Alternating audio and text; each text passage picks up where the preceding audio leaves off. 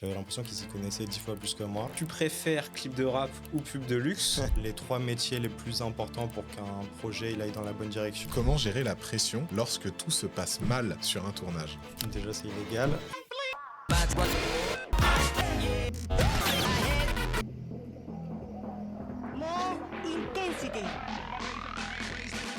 Bonjour et bienvenue à toutes et à tous dans ce cinquième épisode déjà de Regard Cam. Aujourd'hui épisode un peu sous le signe des farces et attrapes. On est le 1er avril et avant de présenter qui que ce soit, est-ce qu'on vous a fait une blague de 1er avril aujourd'hui ?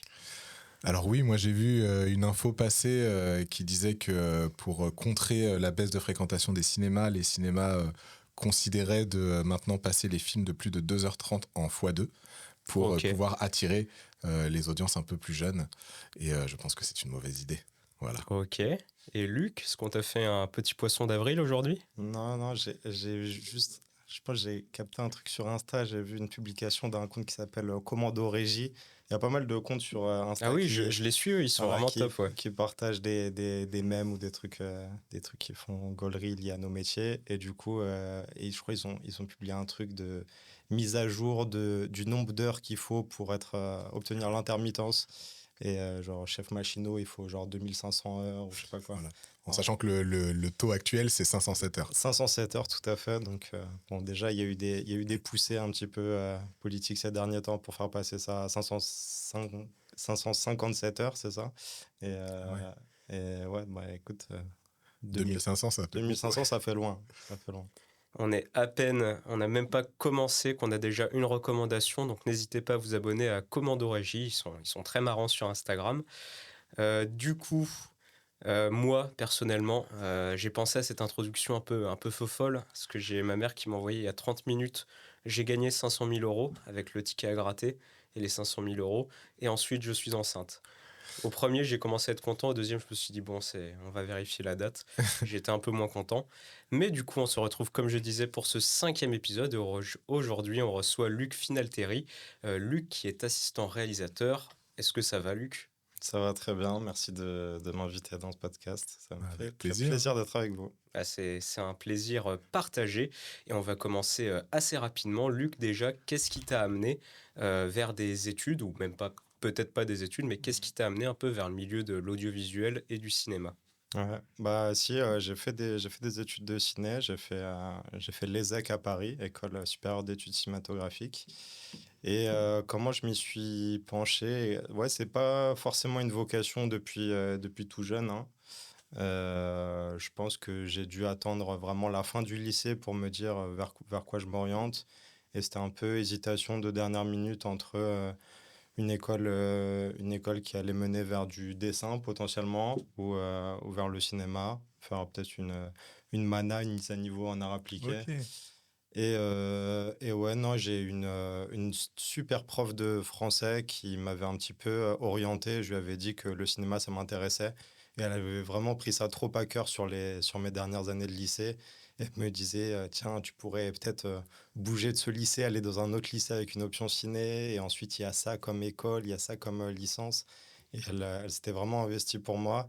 Et au final, ouais, j'avais une autre amie qui était dans mon lycée qui faisait des concours pour s'inscrire dans une école de ciné. Et j'ai fait ça aussi, j'ai été pris à l'ESSEC. Et voilà, donc j'ai fait études de cinéma, 3 ans d'études avant de me professionnaliser, d'aller sur ce métier-là. Et du coup, je me permets, big up à tous les profs qui, justement, prennent au sérieux ce que les étudiants, ce que les lycéens leur disent. On mesure souvent pas à quel point ça peut changer des vies, des trajectoires de vie, donc c'est cool. Ouais, bah ouais. Et là, sur ce coup, j'ai l'impression que du coup, elle a peut-être un peu trop pris au sérieux. Non, mais franchement, dit comme ça. Charline Babet, c'est son nom. Et en plus, c'est marrant parce que j'avais fait en sorte, les premières années où je suis allé en école de ciné, du coup, ça me tenait à cœur de la tenir un petit peu au courant de comment ça se passait. Et je crois que le premier court-métrage qu'on a fait, qui était un court-métrage étudiant tout con, on avait fait une projection dans Paris, je l'avais invitée, elle était venue, elle était présente. Ah, c'est cool. Et là, il y a 1 an, on a repris contact. Genre, je lui ai envoyé un mail, je lui ai dit, bah écoute, voilà où j'en suis. Enfin, écoutez, parce que je tiens au vouvoiement. Voilà où j'en suis aujourd'hui, mon parcours un petit peu, et je serais curieux de savoir vous, comment ça va, de reprendre des nouvelles. Et on s'est revus il n'y a pas longtemps, donc j'ai pu la tenir au courant d'où j'en étais. Et ouais, ça me rend fier de me dire que c'est sûrement l'une des personnes qui m'a poussé vers cette voie. Et ouais, qu'elle soit au courant de où j'en suis, qu'elle voit, c'est super important. Ouais. Moi, Ouais. je mets vraiment en valeur les bons professeurs, donc ouais, elle en a fait partie. Bon, on lui fait Trop bien. un gros big up. Tu Ouais, pourras Ouais. aussi lui envoyer cet épisode, tout à fait. qu'elle soit vraiment à jour. Pour le coup, Ouais. elle aura toutes les infos. Merci de nous avoir créé Luc, qui nous aide sur tant de projets. Je sens que Steven est vraiment très content de cette création. Du coup, tu vas à l'ESSEC, et est-ce que quand tu y vas directement, tu sais que tu veux devenir assistant réalisateur ou tu testes d'autres choses? Est-ce que même tu sais ce que c'est un assistant réalisateur en arrivant là-bas? Eh ben écoute, en effet, quand je suis arrivé à l'ESSEC, je savais pas du tout. J'arrivais directement en post-bac, du coup. J'ai intégré l'ESSEC où la première année est très théorique et où j'étais plongé avec des étudiants qui, eux, j'avais l'impression qu'ils avaient une longueur d'avance sur moi d'un point de vue culture cinématographique, expérience filmique. Ils avaient déjà pu faire des tournages. J'avais l'impression qu'ils s'y connaissaient 10 fois plus que moi. Et non, après, du coup, moi, j'avais à cœur d'essayer de rattraper ça et justement de commencer à me rapprocher de gens pour faire des tournages, pour savoir un peu plus ce que c'était que ces métiers-là. Et c'est vrai qu'il a fallu combler ce vide-là, parce que la première année, c'était, comme je vous ai dit, très théorique et que j'étais en manque de pratique. Donc, c'est pour ça que j'ai très vite essayé de me rapprocher des personnes qui commençaient à mettre en place des projets au sein de mon école. C'est là que j'ai rencontré mon compère Dayan, avec qui je suis associé aujourd'hui, qui est le patron de la boîte de production dans laquelle je suis associé. Qu'on Et, salue au passage. Hein. et qu'on salue, tout à fait. Et ouais, lui, il cherchait directement à réunir plein de gens pour faire des projets. Euh, je lui ai fait savoir que je voulais en être. Genre, il allait voir un peu tout le monde dans les classes. Il essayait de faire sa Dream Team, genre les Avengers, pour faire son court-métrage qu'il avait écrit. Et moi, je suis allé le voir, je lui ai dit, ouais, j'ai vu que tu allais voir des gens et tout. Ça dit quoi? Est-ce qu'il y a une place pour moi? Et il dit, écoute, là, j'ai toute mon équipe. Juste, il me manque un gars, c'est un assistant réel. J'ai pas d'assistant réel. Je lui ai dit, bah, si, moi, je fais ton assistant réel. Mais je savais pas du tout ce que c'était que ce métier. Ok. Donc, au début, je l'ai vraiment pris en mode, bah, on a fait toute la prépa, le tournage ensemble. J'ai essayé avec ce que j'apprenais en parallèle sur ce métier-là, d'être le plus aidant possible et d'aider à mettre le projet en place. Mais c'est vrai que ouais, c'était pas encore vraiment bien la fonction d'assistant réel telle qu'elle est définie, quoi. Donc ça a été un coup de foudre directement Ouais, sur cette première expérience. ouais, ouais. Qu'est-ce qui t'a beaucoup plu dans cette première expérience?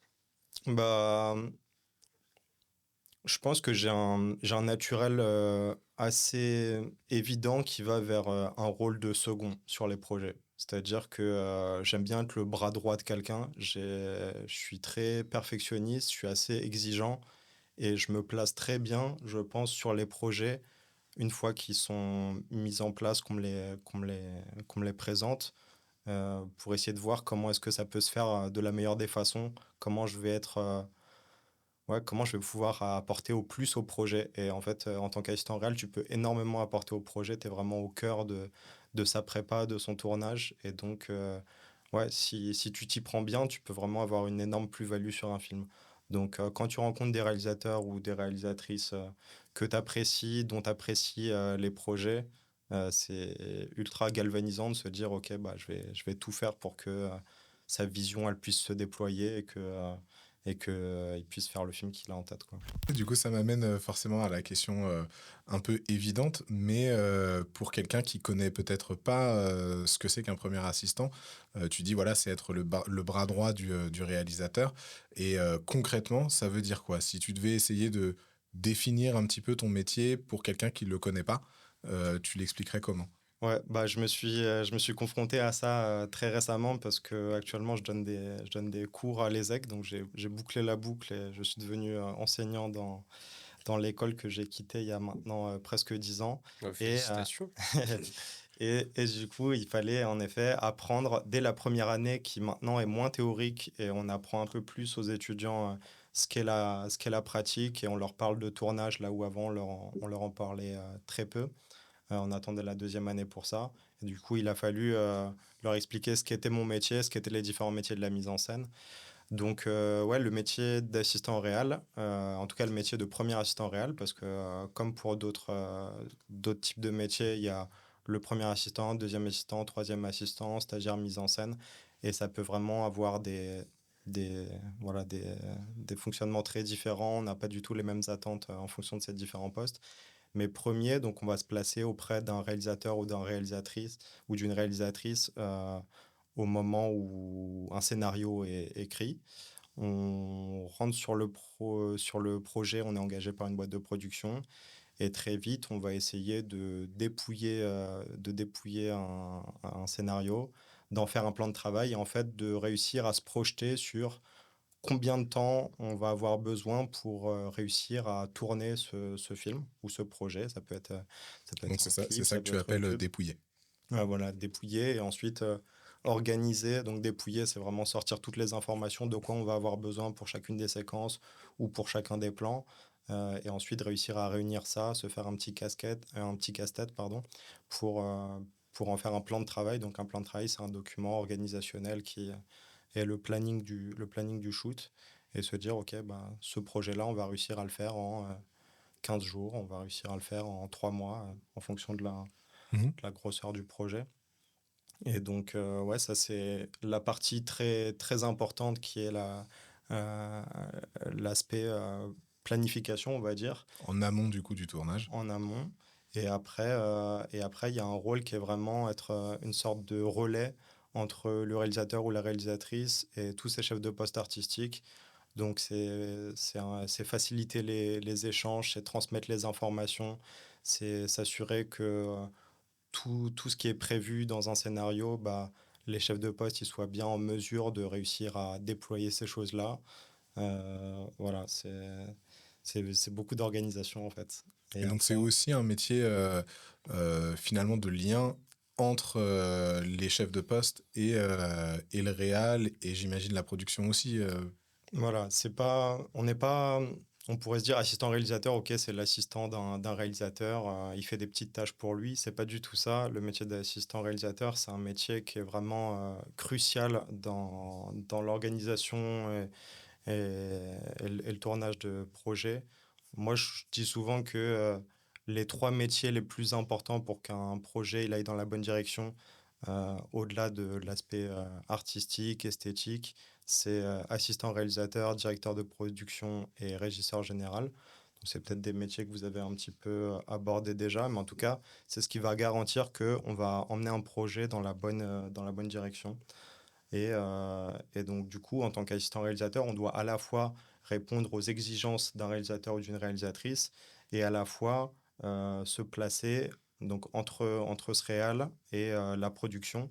Parce que la production, ils vont vouloir faire rentrer le projet dans un certain temps. Ils ont un budget alloué au projet. Et donc, du coup, il va falloir jouer avec ces données-là et voir comment est-ce qu'on peut les concilier par rapport aux exigences d'un réal ou d'une réal. Donc ouais, c'est vraiment faire un petit peu tampon entre ces deux pôles-là, la production et la mise en scène. Et alors justement, tu as vu, enfin toi, tu as ton expérience de, du coup, un premier assistant, il n'y en a qu'un seul sur un plateau de tournage. Après, il peut y avoir d'autres assistants, comme tu disais, second, troisième. Tu as eu l'opportunité de voir d'autres assistants réels travailler et du coup de possiblement comparer un peu les méthodes de travail entre ce que d'autres font, comment toi tu abordes le truc. Un peu, mais pas énormément, parce que j'ai un parcours assez particulier dans la mise en scène, qui est que quand je suis sorti de l'ESSEC, donc après mes 3 années d'études, j'ai fait un stage qui m'a tout de suite mené dans vos pattes à toi et à Julien Ouais, ouais. sur le Est-ce projet que Soupa par Soupa. hasard, tu étais chef de poste sur ce stage? C'est ça, tout à fait. Voilà, Je vois une équipe qui perd son procès. c'est ça. Tu prends note, hein, vous prenez. Ah, je sais sur quoi sera le premier réel. Non, mais voilà, c'est ça, en effet. Donc, j'ai eu l'occasion tout de suite de me retrouver premier assistant réalisateur sur une série. Donc, c'est pas banal, et surtout en tant que stagiaire, en effet, c'est loin d'être banal. Mais du coup, tout de suite, ça m'a donné beaucoup de responsabilités et ça m'a conforté dans la lancée dans laquelle j'étais, où je faisais déjà des projets en tant qu'assistant réalisateur avec notamment Diane et les personnes qui gravitaient autour de nous sur des projets de court-métrage au moment où on était encore étudiant. Et où du coup, j'avais pris l'habitude d'avoir ces responsabilités. Donc, j'ai été bien formé à l'ESSEC et je me sentais en confiance par rapport à mon expérience à ce niveau-là. Mais très vite, ouais, je me suis retrouvé à la place de premier assistant réel, là où, on va dire, un parcours classique de mise en scène, c'est plus passer par un stage en mise en scène en étant du coup stagiaire mise en scène, puis éventuellement évoluer vers un métier de troisième assistant, de deuxième assistant, de premier assistant. Donc, être tout de suite premier, c'est vrai que c'est un parcours original qui m'a tout de suite donné beaucoup de responsabilités et après m'a conforté dans ma Mm. lancée. Et du coup, j'ai pas vu tant d'autres premiers assistants réels D'accord. travailler, mais j'ai eu quelques opportunités quand même parce que justement, c'était quelque chose que je cherchais à voir et que ouais, j'ai pu, sur des longs métrages, sur des séries, faire du renfort à la mise en scène, voir des autres travailler, rencontrer, ouais, même sur des projets de publicité, des autres premiers ou premières qui bossent et être avec eux, soit en tant que second, soit gérer des plateaux différents, parce qu'en pub, ça arrive beaucoup d'avoir des plateaux différents où il faut avoir une expertise en tant que premier assistant réel sur, je sais pas, on va faire de la vidéo d'un côté, de la photo de l'autre, des choses comme ça. Mais Donc, d'ailleurs, toi là-dessus, sur Soupa Soupa, justement, je pense que c'est aussi une série qui avait comme particularité de mélanger tout un tas de techniques, hmm. donc des configurations qui sont que qu'on rencontre pas forcément sur tous les projets et souvent qui se cumulent pas à l'intérieur d'un même projet. Donc j'imagine, enfin moi de là où je suis, j'ai l'impression que pour toi commencer sur un projet qui variait autant de contraintes, ça a dû être formateur, j'imagine. Ouais, bah franchement, c'était incroyable, hein. Non, non, c'est incroyable parce qu'en effet, ça m'a permis je voyais déjà un petit peu comment ça se passait sur des tournages. Vous appelez ça des tournages en prise de vue réelle. Pour Ouais. nous, c'était des tournages classiques, mais par opposition à des tournages en animation, donc en stop motion par Mm, exemple, ou en pixelation mm, plus particulièrement sur Soupa Soupa, où on fait une technique d'animation où on va animer le corps humain en image par image. Donc c'est bien parce que ouais, assez vite, j'ai pu avoir une sorte de deuxième casquette dans mon métier de premier assistant réel, à la fois sur de la prise de vue réelle et à la fois en ayant vu comment est-ce que ça se passe de travailler sur un projet en stop-mo, mm. où en effet, les exigences sont pas du tout les mêmes, le positionnement par rapport au processus de travail est très différent parce que là où en prise de vue réelle, on va chercher à tourner un certain nombre de minutes par jour, quand on fait de l'animation en stop motion, on tourne qu'une poignée de secondes par jour. Mm. Donc voilà, c'est des choses très intéressantes et encore aujourd'hui, ça m'est très utile parce que j'ai conservé ça. Je fais régulièrement des projets où il y a de la stop motion, notamment de la publicité. Donc Mm. c'est vrai que ça a été très chouette et très enrichissant très vite. Ouais. Et du coup, je reviens juste sur un tout petit truc. Quand tu dis justement, en une journée, on fait un certain nombre de minutes utiles versus l'animation où on va faire que Mhm. des secondes. C'est vrai aussi que dans l'inconscient général, on va dire, quand on pense premier assistant, on se dit le premier assistant, c'est le gardien de l'heure sur le plateau. Est-ce que toi, tu vois ça comme ça ou pas forcément Ouais, ouais, bah ouais, c'est vrai on est allé très vite et c'est une part importante, si ce n'est essentielle, du métier d'assistant réalisateur. C'est que, vu que c'est nous qui avons conçu le planning de shoot, donc le plan de travail, on est aussi la personne qui est en charge de la faire respecter. Donc, tout comme un directeur de production est censé faire rentrer un projet dans un budget, l'assistant réalisateur est censé faire rentrer un projet dans un timing, un certain nombre de jours, un certain nombre d'heures.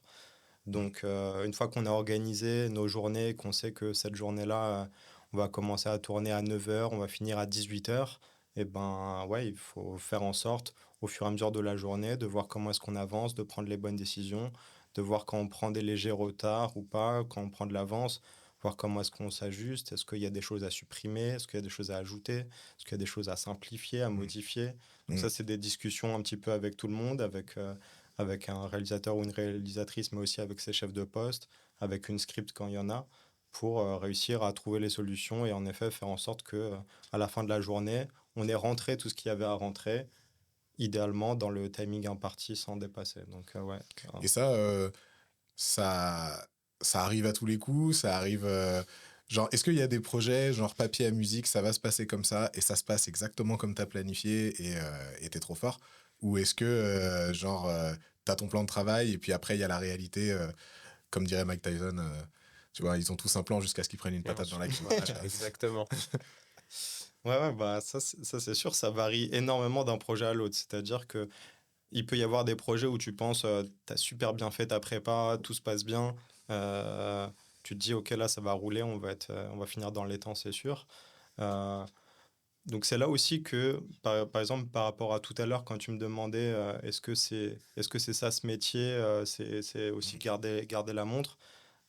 Faut pas, faut pas se représenter ce métier comme étant que ça c'est sûr. Parce qu'il peut y avoir des productrices, qui vont t'engager sur un projet et qui attendent de toi que ça, d'être une sorte de timekeeper et de faire en sorte que la journée, elle se termine à l'heure. Sauf que, du coup, souvent, les prods qui engagent des assistants réels dans ce sens-là, elles réfléchissent la chose sans trop penser à la prépa.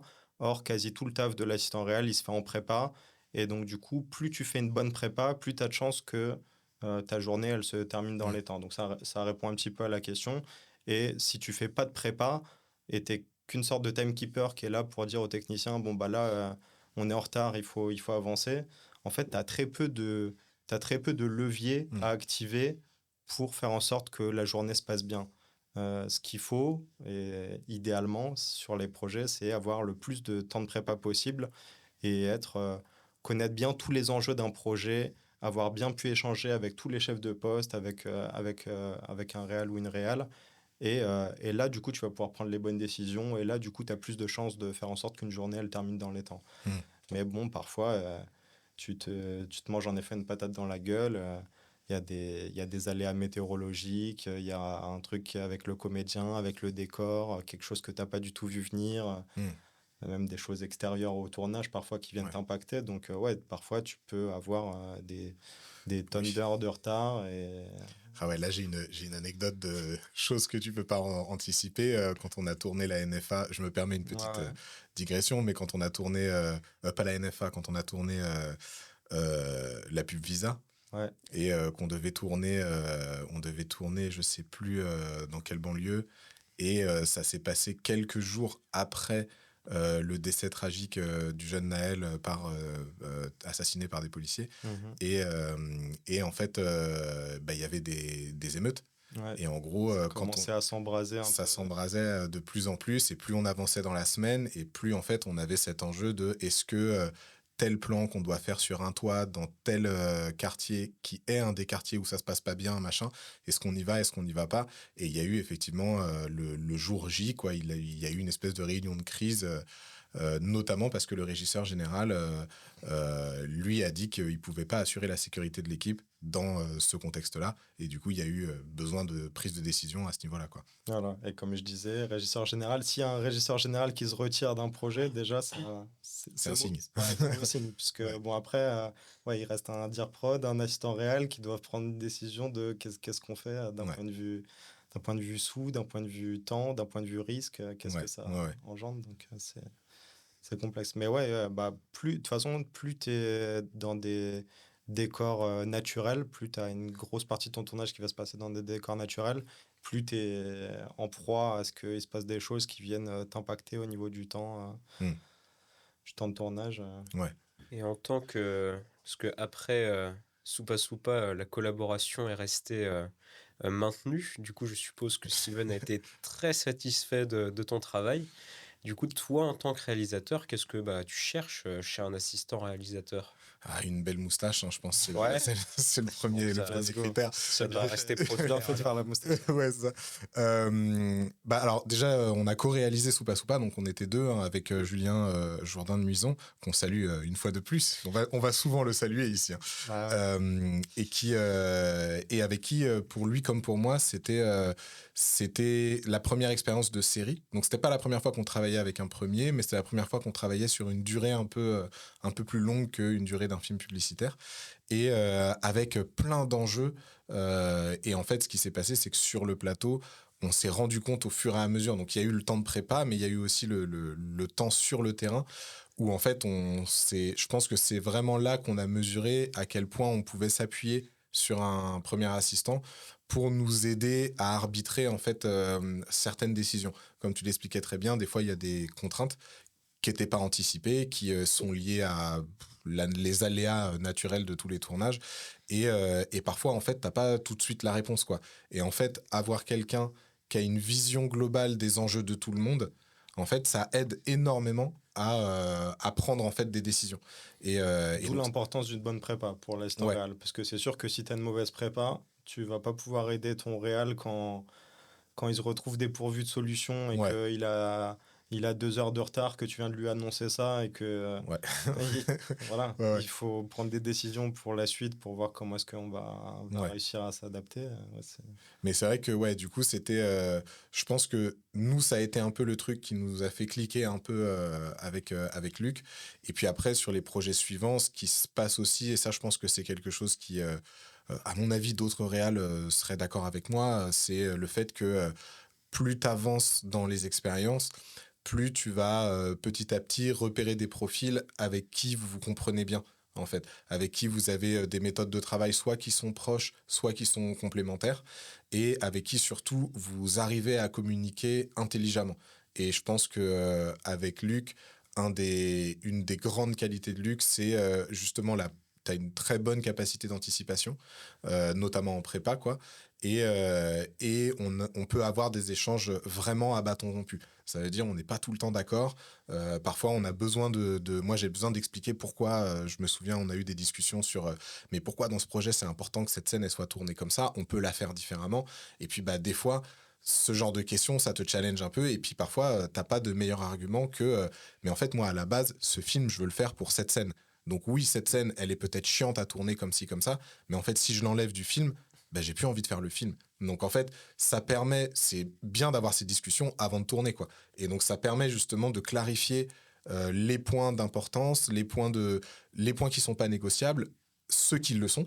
Parce que comme ça, lui, ça lui donne une vision de bah, si jamais il n'y a pas le temps, si jamais on doit aller vite, peut-être que à cet endroit-là, on pourra négocier. Là, je sais que il va avoir besoin de temps pour travailler avec ses comédiens ou quoi, donc il faut que j'anticipe du temps sur cet endroit-là. Et puis, c'est aussi comme on le dit souvent avec Julien, c'est un peu notre papa, tu vois. C'est-à-dire que quand on est dans notre bac à sable à jouer avec nos comédiens, à un moment donné, bah, il y a un moment où papa, il dit, bon, dans 5 minutes, on sort du parc, tu vois. Et toi, tu es là, non, bah, je veux rester, je veux rester. Et puis, bon, bah, après, il y a des échanges là-dessus, mais c'est important d'avoir quelqu'un, en fait, qui garde la vision pratique de la fabrication, là où quand tu es réel, tu es plutôt focus sur la vision artistique, quoi. C'est super intéressant ce que tu dis parce qu'en effet, il y a vraiment un côté figure d'autorité dans le rôle d'assistant réel, comme moi je le comprends en tout cas. Est-ce que toi, il y a un état d'esprit en particulier dans lequel tu te mets, je pense plus sur le côté tournage, où là vraiment, bah, il faut carburer, quoi. Non, moi je pense, si j'ai bien compris la question, moi je pense que j'ai un naturel qui va vraiment vers les qualités d'assistant réel. Et je sais pas, je pense que j'avais un terreau fertile vers ça, mais je pense après, à force d'expérience et à force de projet, ça s'est aussi renforcé parce que tu prends l'habitude d'adopter certains comportements, que ce soit avec les réels avec qui tu travailles ou avec les autres techniciens ou avec la prod. Mais, non, moi, ça me vient assez naturellement. J'ai pas l'impression de mettre un masque, en tout cas quand je suis en tournage, même si les gens qui me verront sur les tournages, ils se diront forcément, en tout cas la première fois qu'ils me découvrent, c'est qui ce gars-là, il me veut quelque chose. Il me veut du mal. Ah, il me veut du mal, parce que j'ai tout le temps sourcils froncés et tout. Genre, je pense que j'ai un peu une tête. Concentré. Moi, je dis que c'est ma tête naturelle, mais peut-être elle ressort bien davantage quand même en tournage. Et ouais, sourcils froncés et tout, bien concentré. Et après, ce qui est marrant, c'est que du coup, quand ça se passe bien dans la journée, quand je commence à lâcher des sourires, les gens ils disent ah, c'est bon, ah, c'est bon, on est bien et tout, ça avance bien. Mais c'est vrai que sinon, je suis assez focus Ah, sur t'es concentré. sourcils Ouais, froncés. ouais, ouais. Luc, Luc, quand tu lui demandes si t'as du temps pour faire un plan, il te regarde, il fait voilà, c'est suffisant. Et toi, tu fais bon, bah, ok. Après, faut pas avoir l'idée d'un père fouettard parce que Oui, non, non. tu dis, ouais, il vient nous sortir du bac à sable et tout. Comme j'ai dit, genre, t'es vraiment entre la prod et la mise en scène. Et du coup, moi, en vrai, mon positionnement, souvent, quand ça va tourner, par exemple, c'est que il va y avoir un win réel qui va être derrière son retour à regarder et à voir ses comédiens jouer. moi, je vais être focus souvent, si j'ai pas d'autres trucs à gérer en arrière-plan, sur la tête du réal et juste à attendre qu'il sourit sur une prise et de sentir que ça y est, il est content, elle est contente, il, il a enfin ou elle a ce qu'ils Ouais, attendent de la prise. Et là, du coup, certes, il y a la satisfaction de se dire, OK, fin du plan, on passe à autre chose, on avance. Mais il y a aussi, ouais, surtout la satisfaction de se dire, bah, moi, je me bats pour un projet, pour qu'un projet puisse voir le jour. Et ouais, je sens qu'on commence à être content de ça. Donc, oui. Mais t'es c'est vrai pas que juste à vouloir faire rentrer une journée dans les temps. T'es aussi à vouloir qu'à la fin de la journée. ouais. Et ça, j'aime bien faire un point à mi-étape, à la mi-journée, de se dire, OK, t'es content de ce que t'as eu là jusqu'à maintenant, ça va. Ouais. Et pareil, en fin de journée, de faire un petit débrief. Est-ce qu'on est content de ce qu'on a Mm. eu? Est-ce qu'on aurait pu faire des choses autrement? Ça, c'est Ouais. important. Mais je pense que, et d'ailleurs, c'est un truc qu'on faisait pour le coup sur Soupa Soupa tous les jours, quoi, et qui était hyper utile pour ajuster le plan de travail sur le lendemain. Mais effectivement, je pense qu'il y a ce truc de choper. En fait, le truc, c'est que c'est pas tant que t'es un père fouettard que plutôt que t'es le mec qui, à un moment donné, doit mettre un peu un stop parce qu'il y a aussi ce phénomène quand t'es derrière le combo ou avec tes comédiens et qu'il se passe la petite étincelle que tu cherches et que t'es content, bah, toi, ton réflexe, entre guillemets, ça va être de se dire, bah, puisqu'on l'a, on peut avancer. Alors que le réflexe du réel, c'est de se dire, ah ben puisque je l'ai, je vais souffler dessus et voir jusqu'où je peux faire des flammes, tu vois. Et donc c'est là où en fait à un moment, bah faut forcément s'arrêter parce que c'est pas le seul truc que tu as à faire dans la journée et que bah oui, si tu avais des budgets illimités, tu pourrais t'amuser autant que tu veux et encore parce que tu as quand même des comédiens, ils fatiguent et tout, enfin il y a tout un tas de d'autres paramètres. Mais c'est vrai que c'est pour moi le premier assistant, c'est la personne qui te entre guillemets qui te maintient collé au sol, tu vois, qui fait que tu pars pas trop loin, c'est bien de partir, ça fait partie du travail, mais à un moment donné, tu es sur un plateau de tournage, il y a des contraintes légales, il y a des contraintes pratiques, et exemple concret, hein, c'est genre, ah ouais, je kiffe trop ça, on va faire ça, ouais, mais en fait, tu veux faire un plan à la tombée du jour, c'est dans une demi-heure, le temps qu'on installe, machin, donc si tu veux ton moment entre chien et loup, et ben en fait, il faut qu'on arrête ces prises maintenant, quoi. Et donc, typiquement, ça, c'est des choses que toi, tu vas anticiper. Là où, quand t'es réel, toi, tu vas être vraiment focus sur ce qui se passe là tout de suite et pas sur qu'est-ce que je vais faire après, tu vois. Donc c'est bien d'avoir quelqu'un qui pense un peu, qu'anticipe, quoi. Mais ça va, j'ai connu des réals plus déconnectés du réel Ouais, que toi ou Julien. ouais, Vous êtes quand même bien, bien terre à terre. à peu près collé, bon, tant mieux. T'as des anecdotes de réel déconnecté du réel? Non, mais forcément, au bout d'une dizaine d'années à faire des projets, oui, tu rencontres différents types de réals. Et c'est aussi, du coup, vu qu'on est très proche d'un réal ou d'une réal, c'est aussi assez rapidement réussir à voir comment est-ce que cette personne fonctionne. C'est un métier très humain, hein, le métier d'assistant réal. De voir comment est-ce que cette personne a l'habitude de fonctionner, de voir ce qu'il ou elle attend de son assistant réel, quelles sont ses relations passées avec des assistants réels, comment ça s'est passé jusqu'ici.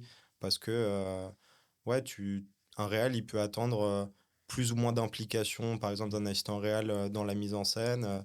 Euh, il peut attendre que justement quelqu'un qui lui dise à chaque fois, bah, là, je veux que tu me dises dès que je dois avancer, je veux vraiment qu'on fasse un peu Mm. à la montre, on avance.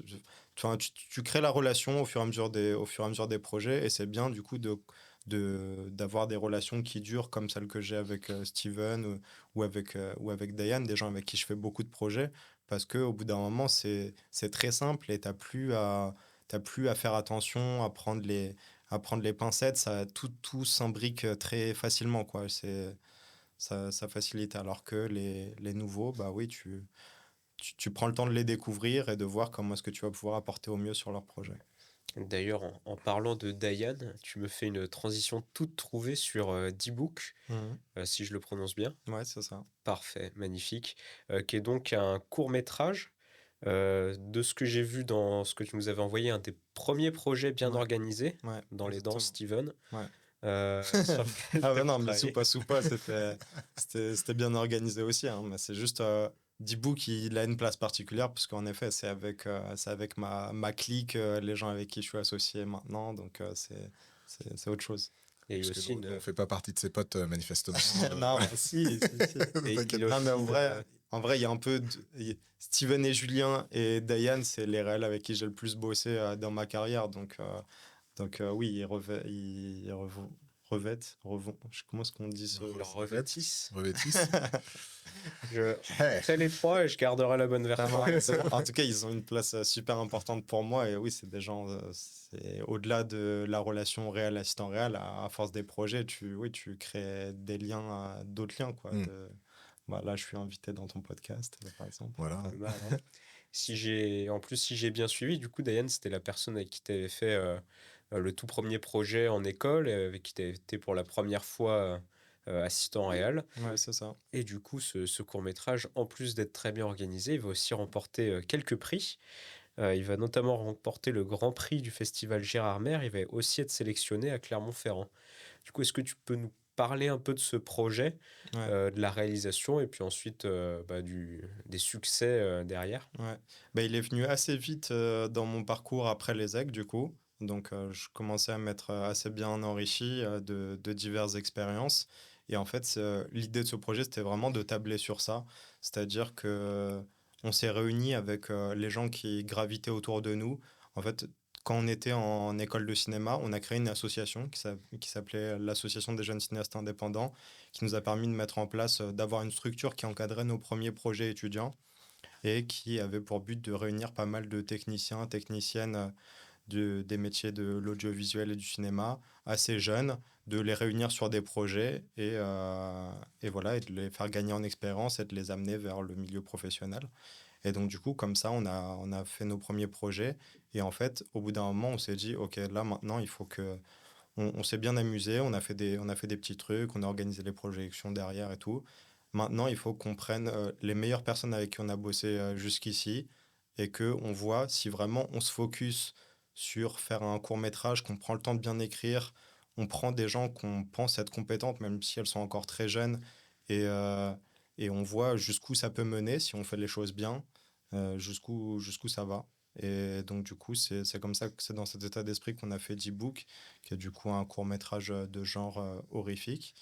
Et, et bah voilà, ça nous a porté super loin. Donc ça a été vraiment une grande réussite qui, derrière, nous a permis d'enchaîner sur notamment la création de notre boîte de production, 3 jours de marche. Et, euh, et ouais, c'était un projet incroyable. Genre, en fait, on sentait qu'on avait déjà, les gens qui étaient sur le projet, ils avaient déjà chopé pas mal d'expérience après la sortie des cours. Et vraiment, ils commençaient à bien savoir ce qu'il faut faire. Et on a tous abordé le truc en mode, même si c'était bénévole, euh, ouais, Donc c'était combien de temps après la sortie des études? je sais pas, je sais plus trop maintenant, mais vraiment, vraiment peu de temps. Et ouais, ça a été. Donc c'était un peu ta clique de potes Ouais, d'études. bah Tout le monde est parti un peu faire des expériences, des Ouais, premières ouais, expériences ouais, sur des ouais, plateaux et vous vous êtes retrouvés pour ouais, faire un projet ouais. de cœur, quoi, en fait, quoi.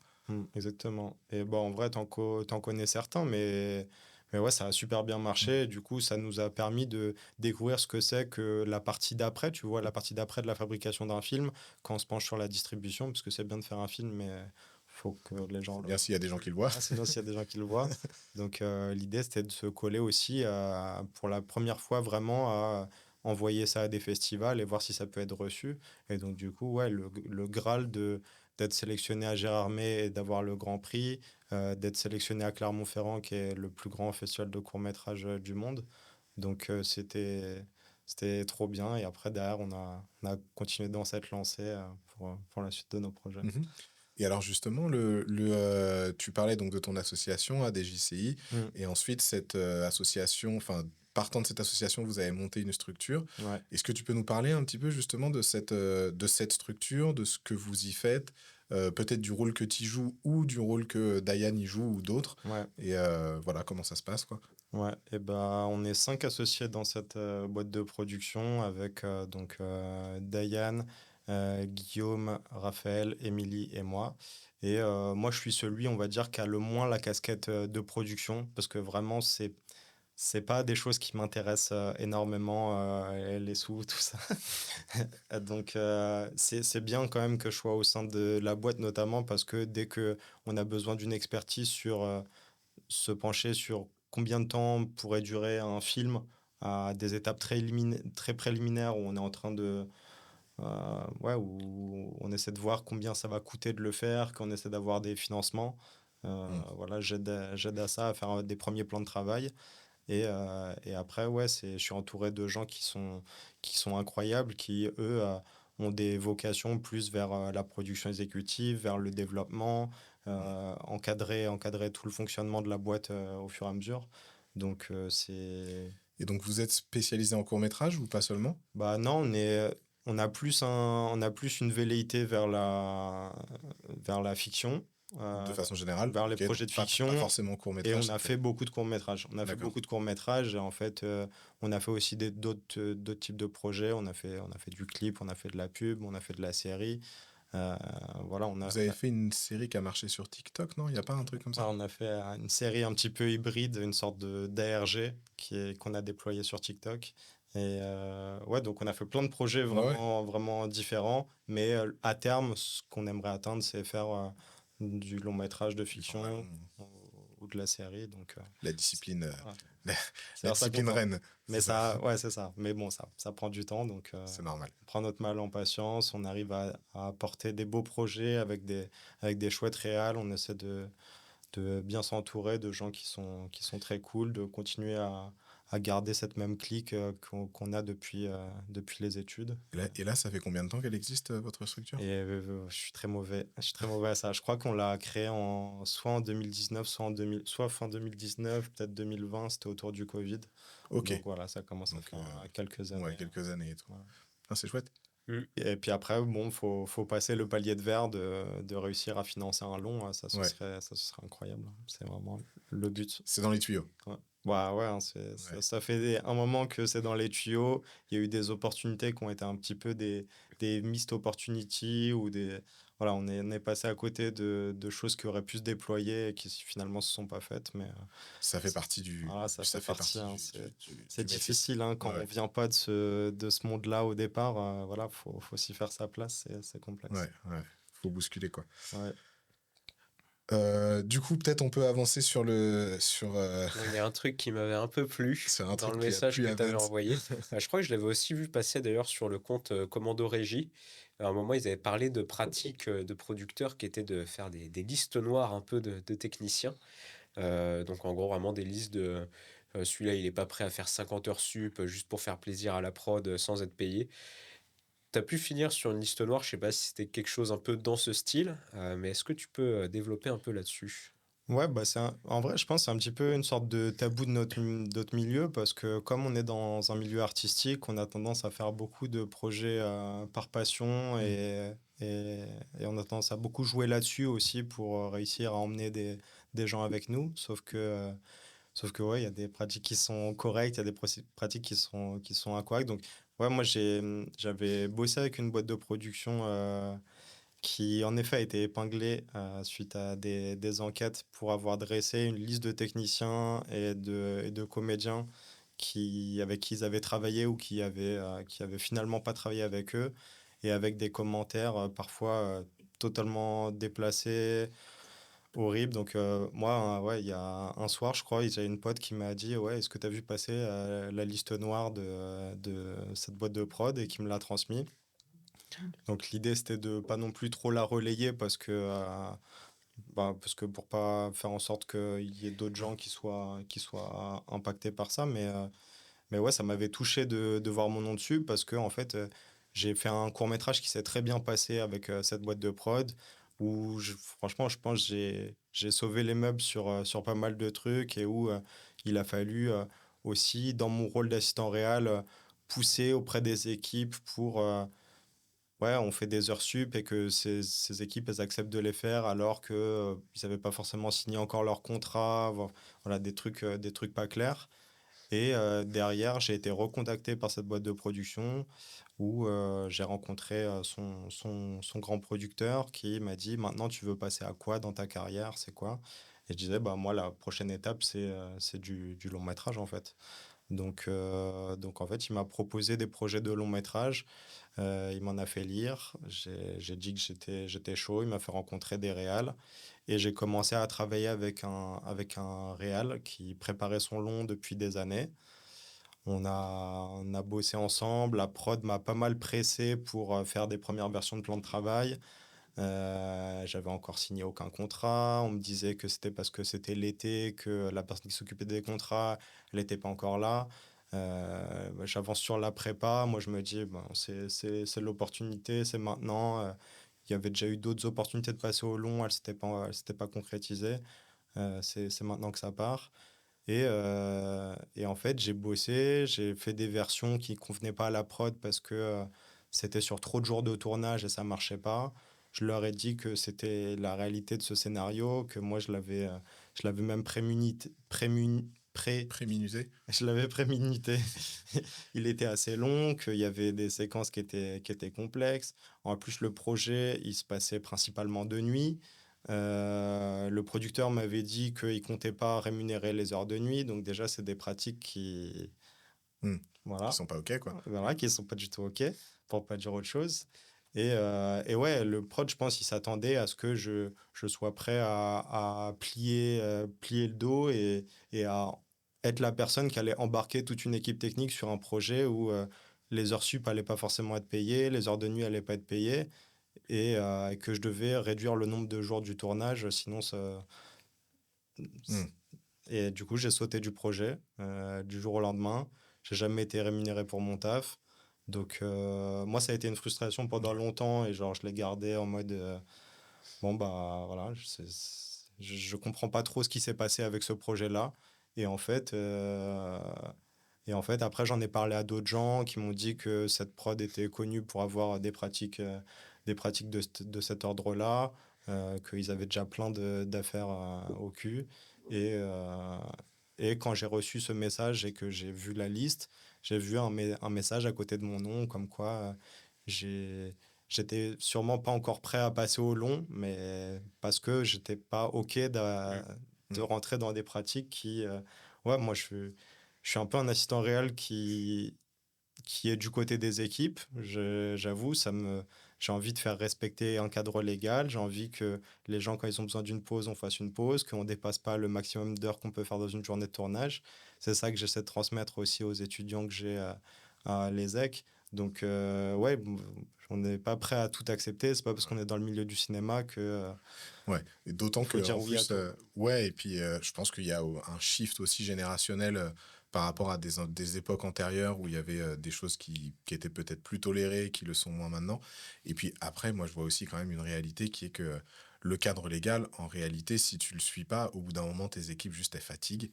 Ça fout de la tension, les mecs travaillent moins bien. Enfin, à un moment donné, le cadre légal, il est pas juste là pour faire plaisir. Il est Ouais, là parce ouais, qu'il correspond à des rythmes humains. En fait, tu peux pas bosser 16 heures d'affilée et être performant, tu vois. À un moment, ça empathie sur la qualité du projet, quoi. tout à fait. Tout à fait. On fait bien d'y mettre le point. Non, mais oui, c'est Ouais. vrai, c'est sûr, c'est pas un côté chouette de ce milieu-là, mais c'est une réalité où ça arrive assez fréquemment. Je pense n'importe quel technicien aura connu des prods qui ont des pratiques qui sont pas cool et le listing en plus comme ça et faire vraiment ouais, mettre une liste noire avec les techniciens avec lesquels il faut pas bosser, déjà c'est illégal et ouais, c'est horrible de découvrir son nom là-dessus et de voir moi j'étais loin d'être le pire là-dessus, mais genre il y avait un code couleur et le code couleur en fonction de la couleur, c'est à quel point le technicien il est... Faut pas l'appeler, Ah quoi. ouais, ouais. Et la plupart des commentaires qui revenaient, c'était des trucs genre accepte pas est trop rigoureux sur les heures sup ou des choses comme ça. Donc Mm.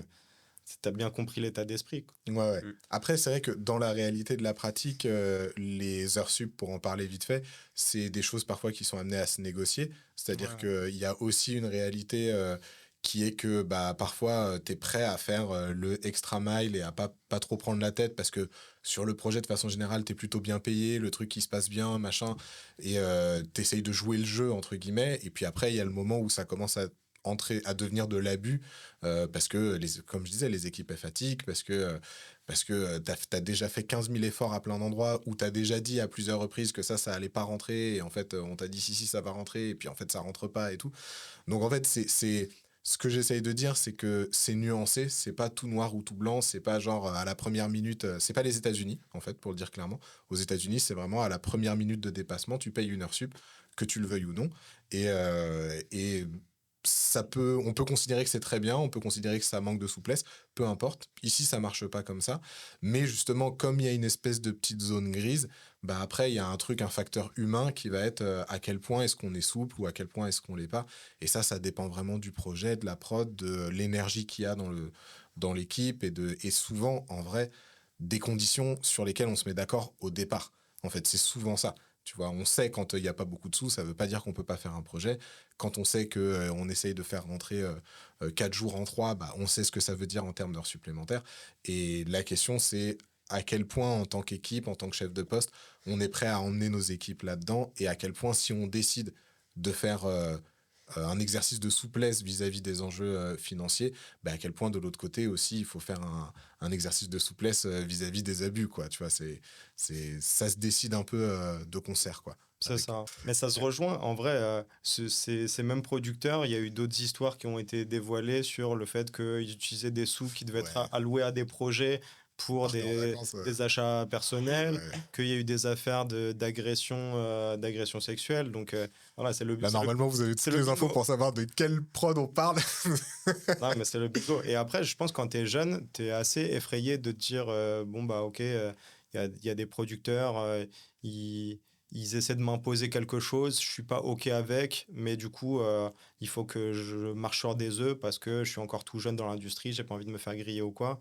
En vrai, dans ce milieu-là, il y a quand même plein de prods qui sont super cool. Il y a plein de gens trop cool. C'est pas parce qu'il y a une prod qui va plus bosser avec toi et qui te met sur sa liste noire que derrière tu vas pas bosser. Moi, Ouais. je bossais énormément. En vrai, j'ai eu très peu de périodes depuis que je suis sorti d'études où j'ai pas bossé. Donc, Ouais, ça, ton CV, on en parlait avec Steven quand on faisait l'appel. Le CV, il fait 3 pages. mais c'est parce que je fais C'est beaucoup de petits une projets ligne, un aussi. projet, ouais, mais ça fait quand même beaucoup Ouais, de ouais, petits projets.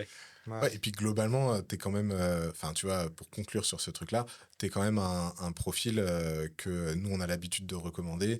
Les gens à qui on te recommande, en général, derrière, ils ont tendance à te recommander. Hmm. Donc en fait, l'essentiel de ton travail se situe clairement pas sur les questions d'heures sup ou pas d'heures sup.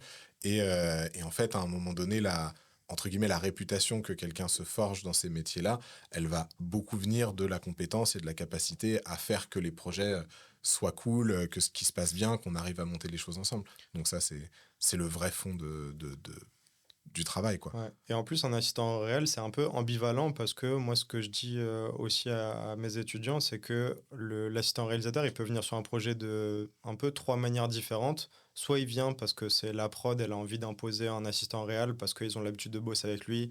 Ils savent qu'il est sérieux et du coup, voilà, ils ont un peu envie de l'imposer à un réal.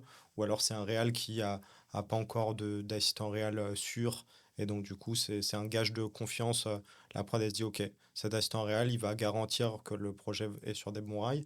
Soit c'est un ou une réal qui pousse pour avoir son assistant avec qui il ou elle a l'habitude de bosser, parce que ça va simplifier, encore une fois, comme on l'a dit tout à l'heure, les process, c'est plus simple, on se comprend mieux, on va plus vite.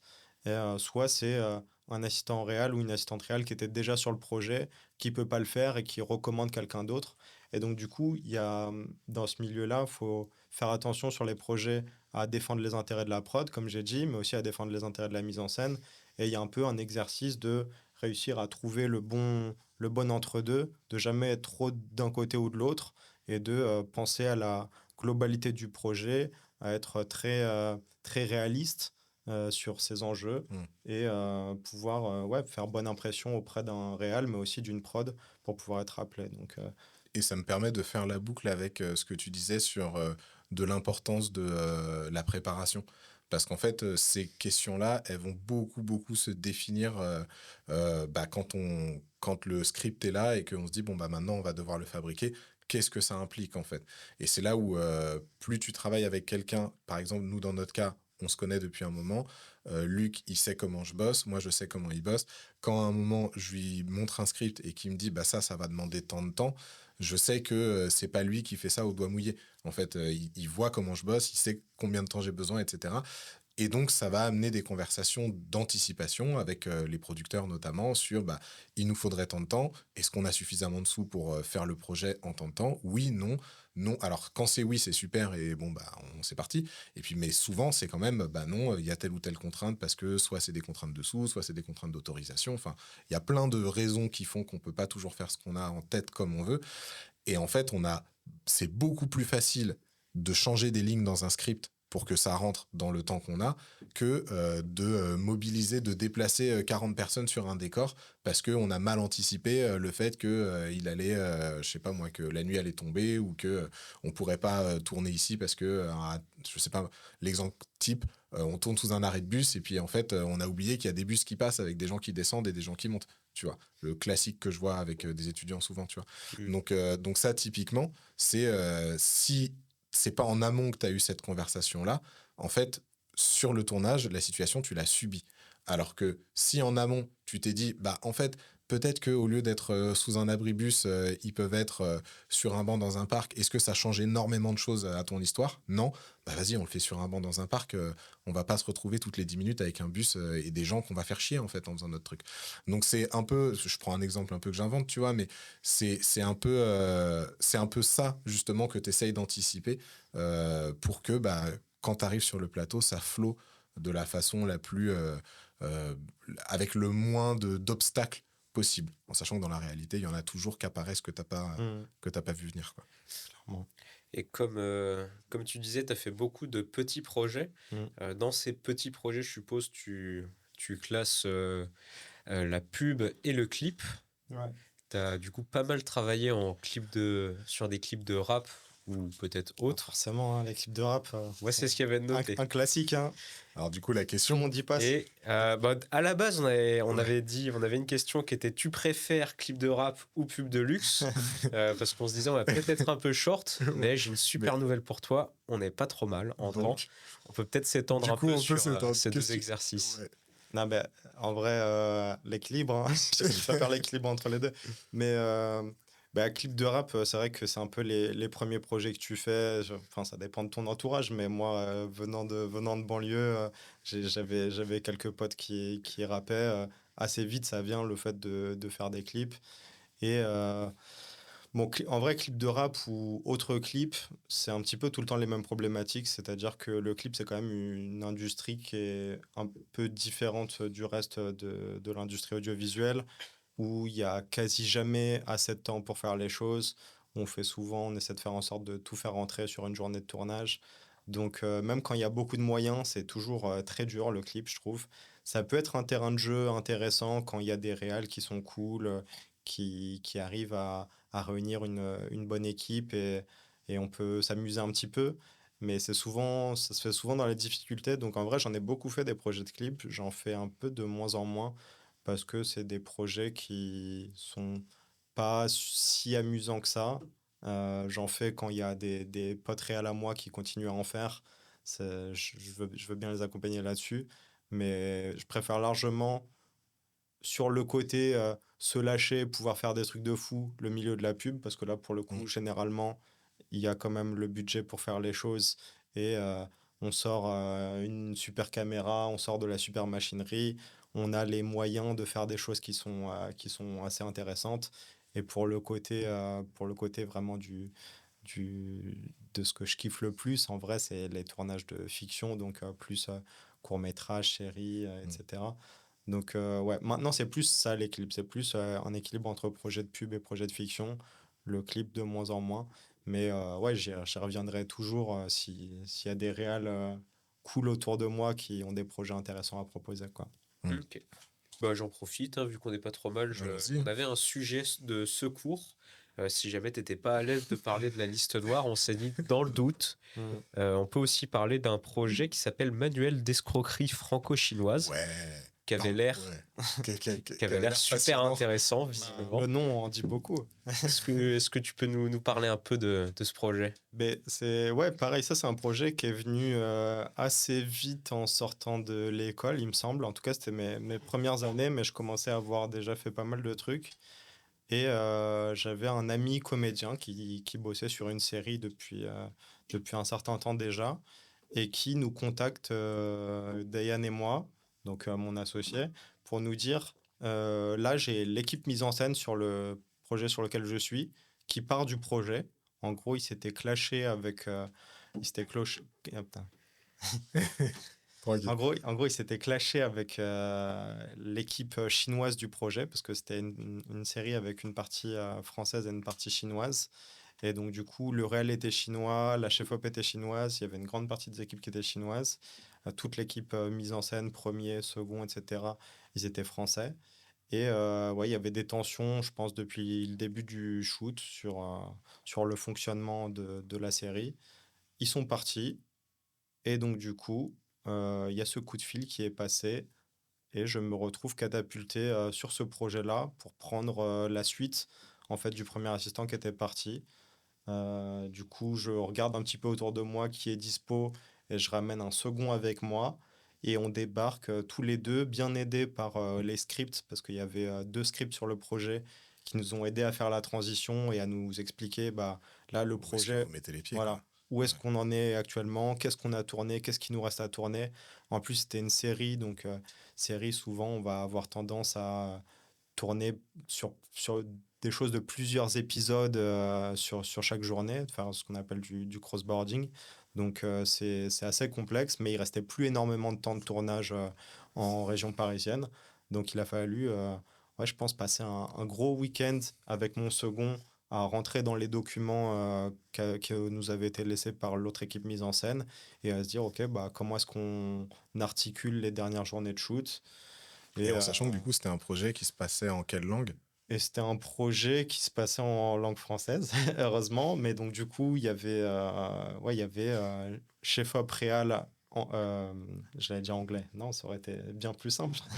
Chinois, avec notamment une interprète franco-chinoise pour nous faire la traduction des choses. Donc, j'étais beaucoup auprès d'elle pour parler avec le réal et la chef-op. Je sentais qu'il y avait des tensions qui étaient là depuis le début du projet. Donc, qu'il y avait un peu ouais, du ressentiment envers les Français. Donc, c'était aussi pas simple de jongler avec ça. Mais c'était quand même une série avec pas mal de budget. Il y avait les moyens, il y avait une grosse équipe. On tournait sur plein de décors différents. Donc, c'était vraiment, ouais, c'était en vrai, je pense, un des plus gros projets sur lequel j'ai bossé, d'un point de vue des moyens, mais de façon totalement atypique et pas comme on s'attend à faire un projet. Donc, ouais, ça m'a bien renforcé ça aussi de me permettre de me rendre compte que même sur des projets costauds, bon après, Soupa Soupa, ça avait été déjà une première étape super intéressante en sortant d'études, mais d'avoir quand même des projets comme ceux-là où je me dis, ben ok, en fait, gérer une très grosse équipe, même dans plusieurs langues, c'est faisable, quoi. Mais alors du coup, je me permets, parce que je vois j'avance sur les Question questions. des abonnés. Et oui, et j'en vois une qui forcément me donne envie de te la Ouais. poser maintenant. C'est une question de Pacom Guichetot, qu'on salue ici, et qui pose la question: comment gérer la pression lorsque tout se passe mal sur un tournage? Franchement, ça, je pense, c'est un des trucs, je sais le moins répondre à ça. Comment est-ce qu'on gère la pression? Je pense qu'il faut avoir déjà des capacités, des capacités à gérer la pression. Je pense que c'est pas pour n'importe qui le métier d'assistant réel. Il faut quand même un certain nombre de qualités d'un point de vue organisationnel, d'un point de vue rigueur, d'un point de vue calme, ouais. D'un point de vue savoir gérer son calme, être endurant, être très dans l'anticipation. Donc, ouais, je pense que c'est beaucoup des qualités que tu as de base. Après, Mais ouais, moi, pardon, t'allais dire quoi?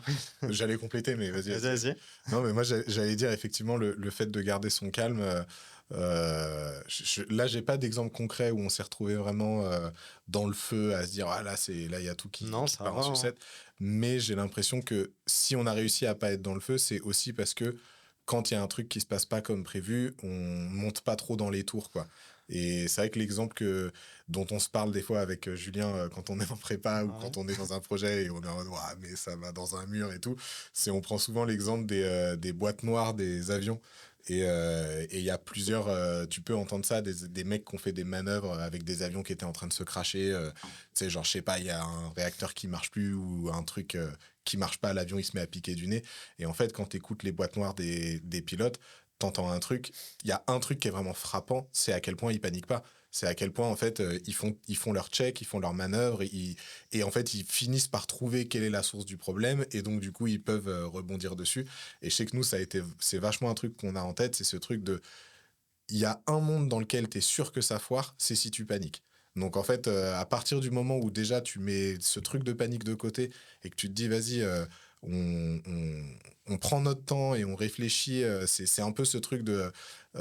Paradoxalement, tu avances plus vite quand tu prends ton temps, quoi. Et donc, du coup, bah, ok, c'est la catastrophe. Ok, bah, on s'installe. Tiens, je pense par exemple au tournage de Bagarre, tu vois, où à la mi-journée, je me souviens qu'on a dû faire un point parce qu'on avait pris du retard et que du coup il fallait retirer des plans et tout et que c'était pas du tout évident. Mais justement, on s'est dit ok, on va avoir cette conversation. Cette conversation, on l'aura à la pause déj.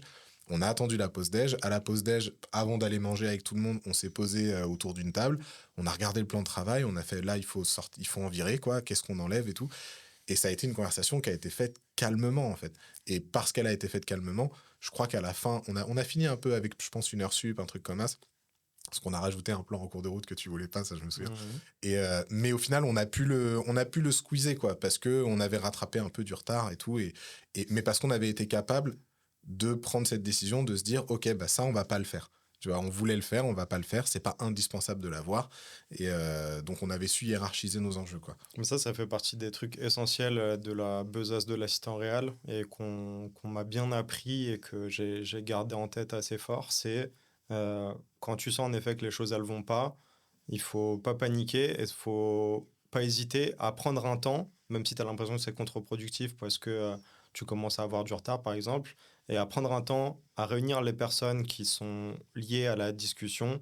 euh, ouais, à réfléchir sur comment est-ce qu'on va s'ajuster, et proposer des solutions, avoir des solutions à proposer. Ça, c'est aussi un truc que Manon avait dit quand elle était passée vous voir. Genre, voir, ok, ça c'est le problème, voilà où on en est actuellement. Maintenant, qu'est-ce qu'on peut proposer comme solution pour retomber sur nos pattes ou faire au mieux. Et ça, c'est super important, ouais. Et ça m'a fait penser à un truc quand tu as parlé des pilotes d'avion, une recommandation incroyable. C'est une série qui s'appelle The Rehearsal. Il est pointu, il est pointu, ce technicien. C'est pas Elisabeth qui nous en a parlé, ça aussi? Oh, elle a dit beaucoup de choses. On en avait parlé avec Elisabeth parce que je voulais faire Ah, recommander. bah C'est incroyable. Bon, bah, vas-y, Qu'est-ce que je fais là? Faut qu'on change de place, nous, on échange. C'est une dinguerie, mais du coup, porté par le créateur Nathan Fielder, qui est un homme qui fait des projets assez fous. Et donc, du coup, la série The Rehearsal, c'est vraiment quelque chose de très méta. Et la deuxième saison, elle est fameuse. Elle est produite par HBO. Et c'est du coup Nathan Fielder qui réfléchit justement sur comment est-ce qu'on peut faire en sorte qu'au sein d'un cockpit, le pilote et le copilote, ils puissent être amenés à se dire les choses parce qu'on s'est rendu compte que en fait, la plupart des crashs d'avions qui se passaient, c'était parce que le pilote et le copilote n'osaient pas se dire les choses et qu'il y a une sorte de non-dit dans ce milieu-là, dans le milieu de l'aviation, du pilotage, qui est que c'est interdit d'avoir des problèmes psychologiques pour faire ce métier-là, pour des raisons assez logiques. Mais du coup, il y a une sorte d'omerta totale sur le fait de ne pas bien aller. Et du coup, les gens n'ont que des discussions qui sont très banales et ils n'osent pas se dire les choses. Et du coup, dans les situations critiques où il va y avoir un avion qui a un problème, c'est le fait de ne pas avoir osé se dire les choses quand tu t'es vu, quand tu es rentré dans le cockpit et tout, au sein du vol, bah, ça a créé des problèmes. Et après, bon, c'est le génie de Nathan Fielder. Ça va extrêmement loin. Ça va très loin. Ah, ça donne envie. Et c'est dinguerie. Il faut commencer par la saison 1, mais la saison 2 est vraiment... C'est sur des sujets très différents, mais la saison 1, elle permet de bien comprendre le concept, et la saison 2, elle est folle. Bah, le but, c'est de comprendre la psychologie des gens que tu as en face de toi, et du coup, lui... il va extrêmement loin, à la limite à un niveau de psychopathe pour comprendre la personne à un instant T précisément. Mais vraiment, la saison 2 est assez folle. C'est ça. Et ça s'appelle The Rehearsal parce que tout le principe, c'est que Nathan, le créateur, il va chercher à faire des répétitions, des sortes de mise en scène de situations qui peuvent arriver en engageant des comédiens qui vont se renseigner sur Ouais. ce qu'est ce métier-là, par exemple le métier de pilote ou de copilote, en étudiant les habitudes des pilotes et des copilotes pour faire des mises en situation Ouais. et approcher au plus près de ce que vont vraiment être les situations que vont vivre ces gens. Ouais. Voilà. Et je crois qu'il a même fini par passer devant le Congrès américain avec les études qu'il avait portées dans cette saison-là. Et d'ailleurs, il s'entraîne, il reproduit le Congrès américain en réel pour s'entraîner à la situation de quand Ah ouais, il va de passer. quand il va y aller. Ouais. Ok. C'est fou. C'est fou. Une Regardez super ça. recommandation. En trichant un peu sur la partie cinéma, je suis un peu déçu. C'est pas grave, parce qu'il nous reste encore le temps pour 2 petites questions des abonnés. On pourra faire une pause après les questions des abonnés, si possible. On peut faire ça. Du coup, j'ai une question de Kenny-MR, un fidèle auditeur. Kenny Moreau, on le salue. C'est quoi le plus grand retard que tu as eu sur un tournage et pourquoi? Hier soir, non, c'est pas ça. Hier, on a fini tard. Hier, on a fait une journée 8h, 23h30. Je peux te dire que Ça pique. il y a rien de légal là-dedans. Mais bon, il fallait finir là. C'était une remballe en fin de journée, donc il fallait finir. Mais c'est difficile de penser à des choses comme ça. Je pense à un truc qui m'a marqué, qui est assez rigolo. C'est on tournait en studio, là où on peut se dire que, comme j'ai dit tout à l'heure, là où on tourne en extérieur ou dans des décors naturels, on est le plus sujet à ce qu'il y ait des choses qui viennent nous impacter au niveau du timing de la journée. Là, on tournait en studio avec des modèles, config pub, classiques, et on a pris énormément de retard parce qu'il y avait, je crois, le chat du studio qui est rentré dans les installations électriques et qui s'est fait totalement cramer. Et ça a fait sauter le courant. Et ça a mis super longtemps à ce qu'on puisse relancer tout. Et ça, elle est pas banale, celle-là. Celle-là, elle est bien pour le coup. mais- C'est un super. Genre le chat, C'était il a, du top il a prof, brûlé, ça. quoi. Enfin, Ouais. il s'est électrocuté, quoi. ouais, au début, on comprenait pas. Et après, il y a des gens qui sont allés voir dans les installations mauvais électriques. délire Ah ouais, quand tu non, fais des c'est trucs. atroce. C'était le chat de qui? Je sais pas, je me demande si c'est pas un chat errant Ouais. qui traînait au studio et qui Euh, était... Le T'étais bon là instinct. T'étais là sur le tournage où il y a eu une explosion à 15 mètres, quand on était à Manuel Cam, et il y a eu une explosion à la centrale électrique. Non, ça me dit rien. Ça aussi, ça c'était un des trucs, genre, alors on était en retard déjà, et à un moment donné, on a des problèmes de courant sur le plateau de tournage, donc dans un studio, tu vois. Et puis au début, on se dit que ça vient de nous. Et puis en fait, à un moment donné, je sais plus pour quelle raison, il y a quelqu'un qui doit nous dire, ah mais en fait, je crois que c'est tout le quartier, tu vois. Et donc on sort pour voir. Et à ce moment-là, on sort et en fait, au bout de la rue, tu as une centrale électrique. Et là, l'alu, quoi. On voit le sol se soulever.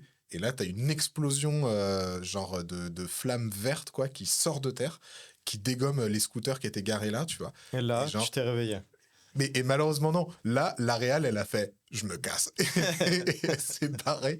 Et nous, on s'est retrouvés comme là, tu sais, en train de se dire « attends, mais du coup, on À un fait moment, quoi ?» tu vois. faut prendre les signes comme ils viennent. Ah bah ouais. Et genre, et en fait, je crois que c'était un problème. Je crois que c'était même pas lié à la centrale, puisque nous, sur le coup, on a cru que c'était la centrale.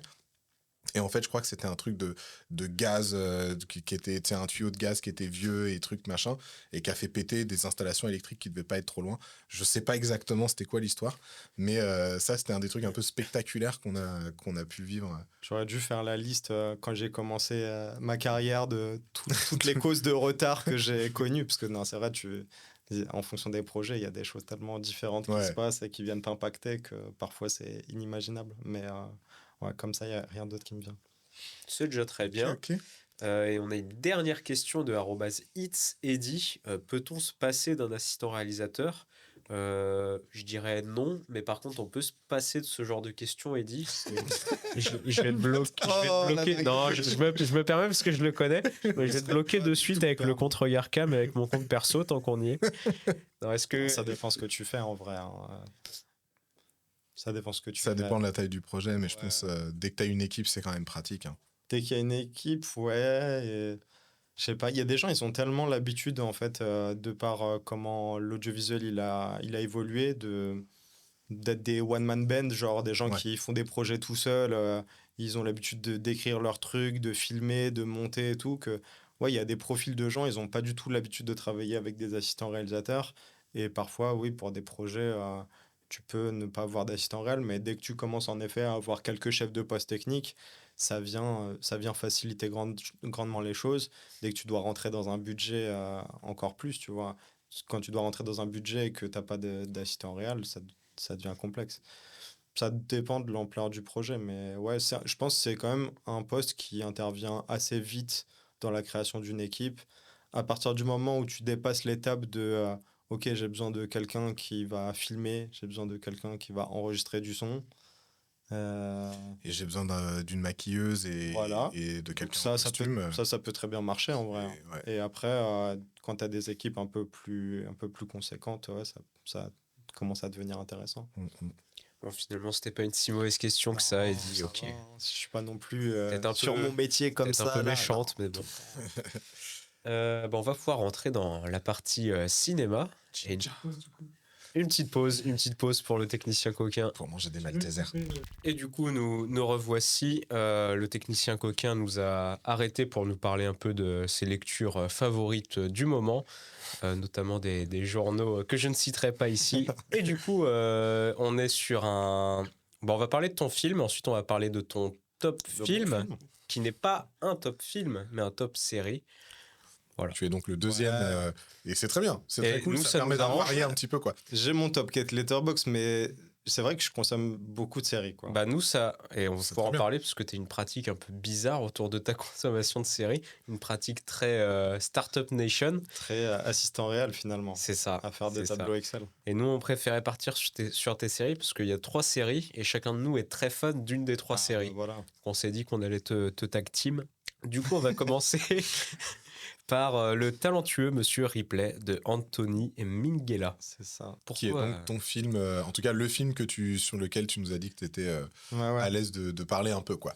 Non, mais je trouve que c'est toujours la question un petit peu difficile, surtout quand tu as fait une école de cinéma où ouais, c'est un des trucs qu'on va te demander quand les gens ils vont échanger, c'est quoi ton film préféré. Donc je pense que j'ai assez vite déterminé que ça allait être ça ma réponse, même s'il y a plein d'autres films que j'adore. Mais ouais, il revêt une place importante. Je pense que je l'ai vu pas mal de fois. C'est un film je me suis pris des notes. C'est un film de 1999. Tu l'as vu jeune? Je l'ai vu jeune, je sais pas. Franchement, je me demande si je l'ai pas découvert comme pas mal de films sur des VHS, sur des VHS enregistrés. Mes parents, ils enregistraient pas mal de films sur VHS qu'on regardait avec ma sœur. Donc, ouais, je me demande si c'est pas ça. Et ouais, c'est un film incroyable, hein. C'est un drame thriller avec un casting hollywoodien 5 étoiles. Il y a Matt Damon, il y a Jude Law, il y a Gwyneth Paltrow, il y a Cate Blanchett, il y a Philip Seymour Hoffman. Ouais, j'avoue. Voilà, c'est pépite. Et ouais, c'est un film qui m'a bien marqué parce que il touchait à des choses que j'aimais beaucoup. La question de l'identité. J'aime bien aussi le cadre du film qui se pose dans une Italie où il fait chaud, c'est ensoleillé, il y a les corps qui ruissellent de sueur un peu, il y a la mer, j'aime bien, il y a les clubs de jazz, il y a la bande-son, elle est vraiment incroyable. Genre, souvent, je me réécoute des morceaux de la bande-son. Et il y a notamment des classiques du jazz qui sont réinterprétés aussi par des acteurs qui ont chanté, qui ont chanté des classiques du registre jazz pour le film. Donc, non, c'est vraiment un film que j'adore. Puis en plus, c'est une adaptation, je crois, d'une série de romans qui est un Ouais, peu une espèce de... C'est un peu une espèce de James Bond psychopathe un peu C'est bizarre. ça, il a digué. J'ai un J'en peu parlais digué. un peu avec Steven. Parfait. Parce qu'en fait, j'ai vu popper... en ce moment, je travaille sur une vidéo sur Matt Damon et Ben Affleck. Et du coup, j'ai pas mal de recommandations. Et j'ai vu une recommandation d'une vidéo qui est un peu une étude sur le personnage du coup, de Matt Damon dans le film. Ouais. Et on c'est dirait... marrant. c'est vraiment une espèce de... Un peu comme si Will, dans Good Will Hunting, avait pris un chemin un peu maléfique et avait utilisé ses capacités pour faire le mal, finalement. Ouais. Bah, moi, c'est vrai que je le vois. Donc moi, je l'ai découvert, je l'ai regardé là très récemment pour préparer l'émission. Et moi, je me suis fait la réflexion que j'avais l'impression que c'était Arrête-moi si tu peux, mais version dark. Tu vois, c'est genre Arrête-moi si tu peux, c'est positif, c'est léger. C'est un mec, c'est un escroc, quoi, mais ça reste, il fait des faux chèques, quoi. Et là, Mr. Ripley, c'est le gars, il se retrouve dans des situations, mais de tension, c'est le niveau de tension dans ce film, j'étais pas du tout préparé à ce niveau de tension, quoi. D'ailleurs, Ah, t'étais t'as pas... kiffé. Pas bon d'elle pour ce film. Non, moi, Steven, je stresse facilement. Moi, c'était pas un film qui t'attirait beaucoup non. de base. Et est-ce que finalement, ça t'a... honnêtement, il m'a giflé. Je pense. Le film m'attirait pas. Aïe, let's go. Le film ne m'attirait pas parce que, contrairement à toi, a priori, moi, quand tu me mets des blonds riches américains en Italie au soleil, franchement, ça me donne pas envie, quoi. Je suis en mode, c'est très bien que ça existe, mais c'est pas mon délire, quoi. Et du coup, moi, c'était ça l'imaginaire que je rattachais au film. Ouais. Et du coup, j'y suis allé. C'est effectivement des blonds riches américains. Bon, au début, je suis en mode bon, d'accord et tout. Et puis, au fur et à mesure que tu découvres le personnage, tu te dis, ouais, quand même, il se met dans des situations qui sont pas hyper confortables, quoi. Enfin, qui sont perverses, je trouve. C'est un peu ça le truc. Et puis, tu as une bascule au milieu du film que tu sens venir, mais que tu sais pas trop si elle va arriver, tu sais pas trop comment ça va se passer et tout. Waouh, le moment où ça se passe, le film, il prend un espèce de virage darkness et qui va être une espèce de descente sans fond. Et d'ailleurs, c'est un des moments que je trouve assez fort dans le film, c'est le moment où il en parle, où il dit que tout le monde a des secrets et que c'est comme si c'était une cave, mais qu'il y a une clé, qui veut pas donner la clé pour ouvrir la porte de cette cave. Et en fait, plus t'avances dans le film, et plus le mec creuse dans cette cave, quoi. Et jusqu'au dernier plan du film, qui est un plan que je trouve magistral en termes de mise en scène et de charge émotionnelle dans le plan, quoi. Parce qu'il a vraiment trouvé dans sa mise en scène le moyen de te faire ressentir tout le poids du mec qui s'enfonce dans la noirceur avec une image très simple, finalement, quoi. Bah là, je pense qu'on touche vraiment à moi ce qui m'attire de fou dans le cinéma. C'est-à-dire que je suis pas quelqu'un, même si je trouve que c'est un film qui a une narration qui est vraiment fonctionne très bien, je suis pas quelqu'un qui, quand je vais au cinéma, par exemple, est très attiré par la narration. Et genre, si on me demande ce que j'ai pensé d'un film, je vais pas retenir l'histoire en premier. Je vais plus retenir les sentiments, quoi, ce que j'ai ressenti en regardant le film. Et ouais, les films qui portent en eux une sorte de charge émotionnelle forte qu'ils arrivent à transmettre aux spectateurs, ouais, ça c'est vraiment ce qui va me plaire. Et juste, en vrai, on s'est lancé, mais on n'a pas du tout dit ce que c'est que l'histoire de ce film. Donc je me dis, s'il y a des gens qui... Alors comment tu le pitcherais Mais donc du coup, donc en effet, Mr. Ripley, c'est un personnage qui a été créé par Patricia Highsmith, j'ai regardé, et qui a fait une suite de romans où elle met en scène ce personnage. Et dans ce film-là, Le talentueux Mr. Ripley de Minghella, c'est adapté de l'un de ses livres qui s'appelle Mr. Ripley. Et du coup, dans ce livre-là, on a un père de famille américain qui est à la tête d'une sorte de conglomérat de société, donc qui est un homme très riche, et qui va engager Tom Ripley, qui est un jeune homme joué par Matt Damon. Et donc cet homme-là, il va engager Tom Ripley pour aller chercher son fils, qui se trouve en Italie parce qu'il a fui un petit peu la responsabilité familiale et il refuse de prendre le relais de son père à la tête de toutes ces sociétés. Et donc, ce fils... Dickie Greenleaf, qui est joué par Jude Law, il est parti en Italie et il vit la belle vie là-bas. Il se régale, quoi. Il est dans les clubs de jazz, il se baigne, il va sur son bateau, il est tranquille. C'est pas des personnages blonds et américains. C'est ça. Moi, c'est pas quelque chose que je fantasme, mais justement, il y a quelque chose. La Dolce Vita. C'est ça. C'est la Dolce Vita. Ouais. Donc, non, c'est quelque chose que justement, genre, ça m'attire pas du tout. Mais donc, ce personnage de Tom Ripley, il va accepter la mission en disant qu'il est un peu plus proche de Dickie Greenleaf que ce qu'il n'est vraiment, et il va aller, en profitant des sous du père Greenleaf, essayer d'aller chercher son fils en Italie, et en fait, très vite, il se rend compte que le fils Greenleaf, il a la meilleure vie là-bas, et qu'il pourrait peut-être réussir à avoir cette vie-là lui aussi, et c'est... Après, on touche à des trucs d'identité, de tourbillon, de descente aux enfers, porté par une BO qui est incroyable, avec des comédiens de fou. C'est ça. En fait, plus on avance dans le film et plus il va y avoir... on a au début, en fait, cette espèce de relation où on sent que Ripley, il est fasciné par le fils Greenleaf et qui va commencer à lui ressembler. En fait, il va avoir tendance à reprendre ses habitudes et à essayer de se rapprocher de cette haute société de gens richissimes qui se baladent un peu, qui ont la belle vie un peu à l'international. Et, euh, et en fait, ça va progressivement prendre un virage assez obscur. Et c'est vraiment ce que je te disais tout à l'heure, quoi. C'était un peu à un moment dans le film, je me suis vraiment dit, mais en fait, je suis en train de suivre l'histoire d'un méchant.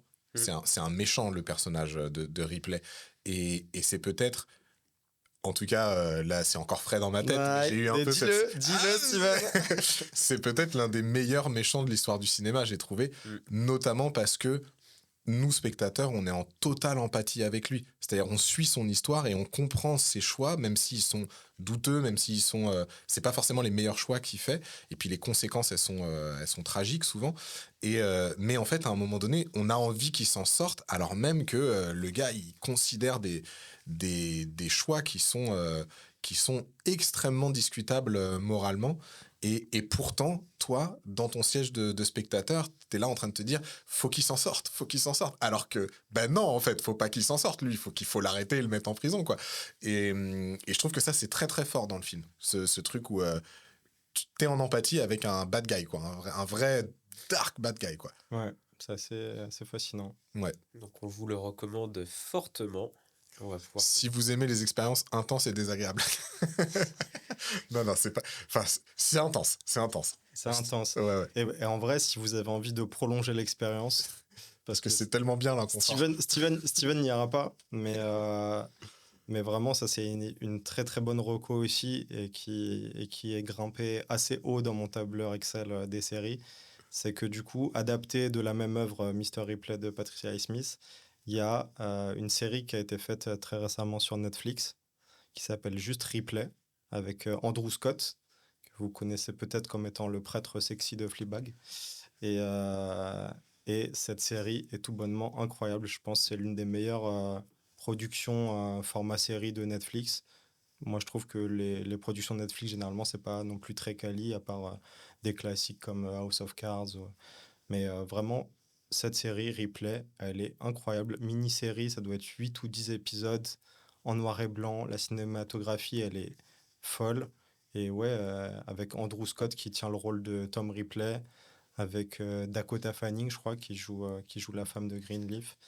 Et c'est magnifique aussi. C'est vraiment une superbe série, quoi. Ok. Je vais regarder ça, je pense, assez vite, parce que le film m'avait beaucoup plu. En parlant du coup de séries, tu aimes beaucoup les séries, tu as une façon assez particulière de les... T'as pas Letterboxd, on va dire, t'as ton propre petit Letterboxd offline. Il y a quelques séries sur Letterboxd, mais il y en a pas trop. Et c'est vrai que j'ai mis très longtemps à aller sur Letterboxd. Maintenant, j'y suis et j'enregistre un peu les trucs que je vois. Mais les séries, moi, je sais pas. Je me suis dit en fait que les séries, c'était un truc plus facilement quantifiable le nombre de séries que j'ai vues, parce que ça prend plus longtemps à les voir. Et du coup, ouais, toutes les séries que j'ai vues, j'ai essayé de me souvenir même des trucs que j'ai vus il y a longtemps. Je les ai répertoriés dans un tableur Excel. J'ai mis toutes les informations de production Donc ça, c'est la déformation professionnelle. voilà, Ça. qui est auteur, qui est réalisateur, première année de diffusion, dernière année de diffusion, sur quelle plateforme originalement c'est sorti, quel est le pays, quels sont les pays qui ont coproduit. Et après, de mettre ma note personnelle pour me faire mon classement. Et parce que ouais, genre, j'aime trop la série. Je trouve que c'est vraiment la meilleure forme audiovisuelle. C'est pour quelqu'un qui adore les sentiments, genre ressentir ressentir les choses en voyant une œuvre. Je trouve la série, ça atteint des dimensions que le film ne peut pas atteindre. C'est-à-dire que quand tu as quelque chose qui se passe, je sais pas, à la dernière saison des Sopranos, et que genre t'as eu plein de saisons pour construire tout un tas de choses, et que ouais, il y a tellement de choses qui se passent que tu peux en un plan déclencher tout un univers, quoi, toute une explosion. Donc Du coup, ça m'amène... tu peux sur des longs métrages, mais sur sur des séries, c'est encore plus simple. Genre, quand tu as quelque chose qui arrive plusieurs saisons après le reste, de faire des rebonds, de choses, de courbes de personnages. Tu peux vraiment faire un truc avec des enfants qui grandissent, des personnages qui sont ensemble, sont plus ensemble, des trucs de fou, quoi. Bah, pour moi, typiquement, une des séries qui fait ça très bien, et du coup, que tu as mis dans ton top, c'est justement The Wire, qui est pour moi peut-être la meilleure série de tous les temps, ou en tout cas une des meilleures séries de tous les temps. Donc, série de David Simons et Ed Burns, qui retrace un petit peu la ville, le monde de Baltimore, qui est donc une ville aux États-Unis, et qui, saison après saison, va s'intéresser à certains aspects de la ville. La première saison s'intéressant davantage au trafic de drogue et à la police qui essaye d'enrayer ce trafic. Et puis, de saison en saison, on va basculer comment dire, l'objectif sur d'autres aspects de la ville. Ça va être la politique, la mairie, l'éducation, l'univers des journaux, des médias, etc. Les docs, saison 2, où tout le monde lâche. Les docs, ouais. Bah, j'ai kiffé la première saison et il faut que je regarde la saison 2. Quoi. La saison 2, c'est pas la plus facile. Hein. Et elle est bien, hein, mais elle a un rythme plus... elle est exigeante, on va dire. Bah en fait, c'est là que l'exercice aussi il s'opère. C'est-à-dire que c'est là que tu découvres que chaque saison va être... Tu vas perdre des personnages, tu vas te retrouver pas forcément dans le même cirque. Et t'es un peu déboussolé. Donc je pense quand après la première saison, avec le classique un peu de la police et des gangsters, tu passes à la saison 2 dans les docks, t'es en mode... Ah, ok. c'est clair. Mais en même temps, quand tu tiens la saison 2, c'est tellement payant dans la saison 3. Mais en vrai, elle est très bien aussi, la saison 2. Hein. Ouais, juste, non, elle est bien, mais c'est vrai que t'as ce truc un peu déceptif au début où tu te dis « Ah, mais ils sont où les persos que j'ai kiffés dans la saison 1 ?» Et justement, ce que tu captes aussi dans la saison 3, c'est que le fait de basculer l'objectif à des endroits différents, en fait, ça va juste... Comme tu le disais très bien, ça va approfondir en fait les personnages que tu vas retrouver parce que tu vas mieux comprendre les mécaniques dans lesquelles ils sont pris et leurs choix, etc. Ce qui fait que, tu le disais très bien, quand tu parlais d'un plan qui peut réactiver plein de trucs, The Wire, rien quand tu as dit ça, il y a au moins 3 scènes différentes qui me viennent où la scène, il y a 0 dialogue, mais quand tu as suivi la saison, t'es en mode « Ah, elle est ouf cette scène », tu vois. Et ça, c'est vrai que c'est un des gros avantages de la série, ouais. Ouais, mais le dispositif, c'est vrai que quand tu y repenses, ce truc de ouais, tu balances l'objectif, c'est vraiment un truc de journaliste. Et en vrai, de toute façon, David Simon, de base, ça vient d'un travail qu'il avait fait, qui est un travail journalistique. C'est ça, David Simon, qui est un ancien journaliste de Baltimore, d'ailleurs. Et Ed Burns, qui était un ancien détective de la police de Baltimore. Donc en fait, ce qui s'est passé, c'est que les deux ensemble, je crois que David Simons avait déjà écrit des livres autour de ces investigations.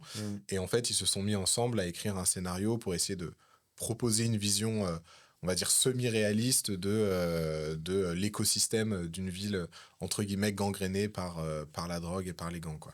Ouais, c'est un clair monument de la série. En vrai, je pense que assez fréquemment, quand tu vas tomber sur des tops, ça va revenir dans... c'est une des séries qui va le plus revenir. Et ouais, donc il a facile sa place dans mon top 3 série. Pour faire un peu la transition, moi j'ai fait justement une vidéo sur James Gandolfini, l'acteur qui joue Tony Soprano. Et dans les commentaires de cette vidéo, moi j'encense bien sûr la série dans ma vidéo. Et dans les commentaires, j'ai dû avoir, je pense, une petite dizaine de commentaires qui viennent me dire « Ah, il y a quand même The Wire qui existe. The Wire, c'est aussi sympa, tu devrais regarder. » Mais du coup, on va pouvoir parler des Sopranos, que personnellement j'adore. Toi, qu'est-ce qui t'a plu dans Les Sopranos ? Une série de David Chase, on va peut-être la présenter un peu, où du coup on suit la vie un peu de Tony Soprano, qui est alors au début il n'est pas vraiment un don de la mafia, mais qui est un membre de la mafia dans le New Jersey. Et on suit sa vie de famille, ainsi que sa vie ses sessions de thérapie, qui est vraiment... plutôt original, surtout pour l'époque où est sortie la série. Je crois que la première saison sort en 92 ou 97. Et c'est aussi des premières séries qui va un peu suivre un anti-héros qui va donner naissance après aux séries comme Breaking Bad, tout ça. Donc toi, comment un peu t'es arrivé sur cette série et comment est-ce qu'elle t'a marqué ? Je pense que quand j'ai commencé à mater des grosses séries, Donc je crois que j'ai pas maté The Wire très vite dans les classiques des séries que j'ai vues. Je pense que j'avais vu Oz avant, qui est aussi du coup une série Pouah. HBO Ah ouais, qui est assez haut dans ouais, mon top. ouais. Ça, Et c'est vraiment une série de garçons, il y a que des mecs dedans. Déjà. non, faut pas Mais dire ça. Après, ma Pardon. copine jamais elle va vouloir regarder. Non, mais justement, ce que je veux dire, c'est que sur le papier, c'est pas sexy, quoi. T'es dans un quartier de haute sécurité d'une prison et t'es que avec des mecs qui sont plus cassos les uns que les autres. Et pourtant, c'est hyper prenant comme série, quoi. C'est Les fou. personnages sont trop charismatiques, Ouais, quoi. et puis il y a pas mal de comédiens qui sont dans The Wire, qui sont aussi dans Ouais, Oz. ouais. Donc ouais, c'est un peu les premiers piliers de Oz. C'était vraiment, ça a marqué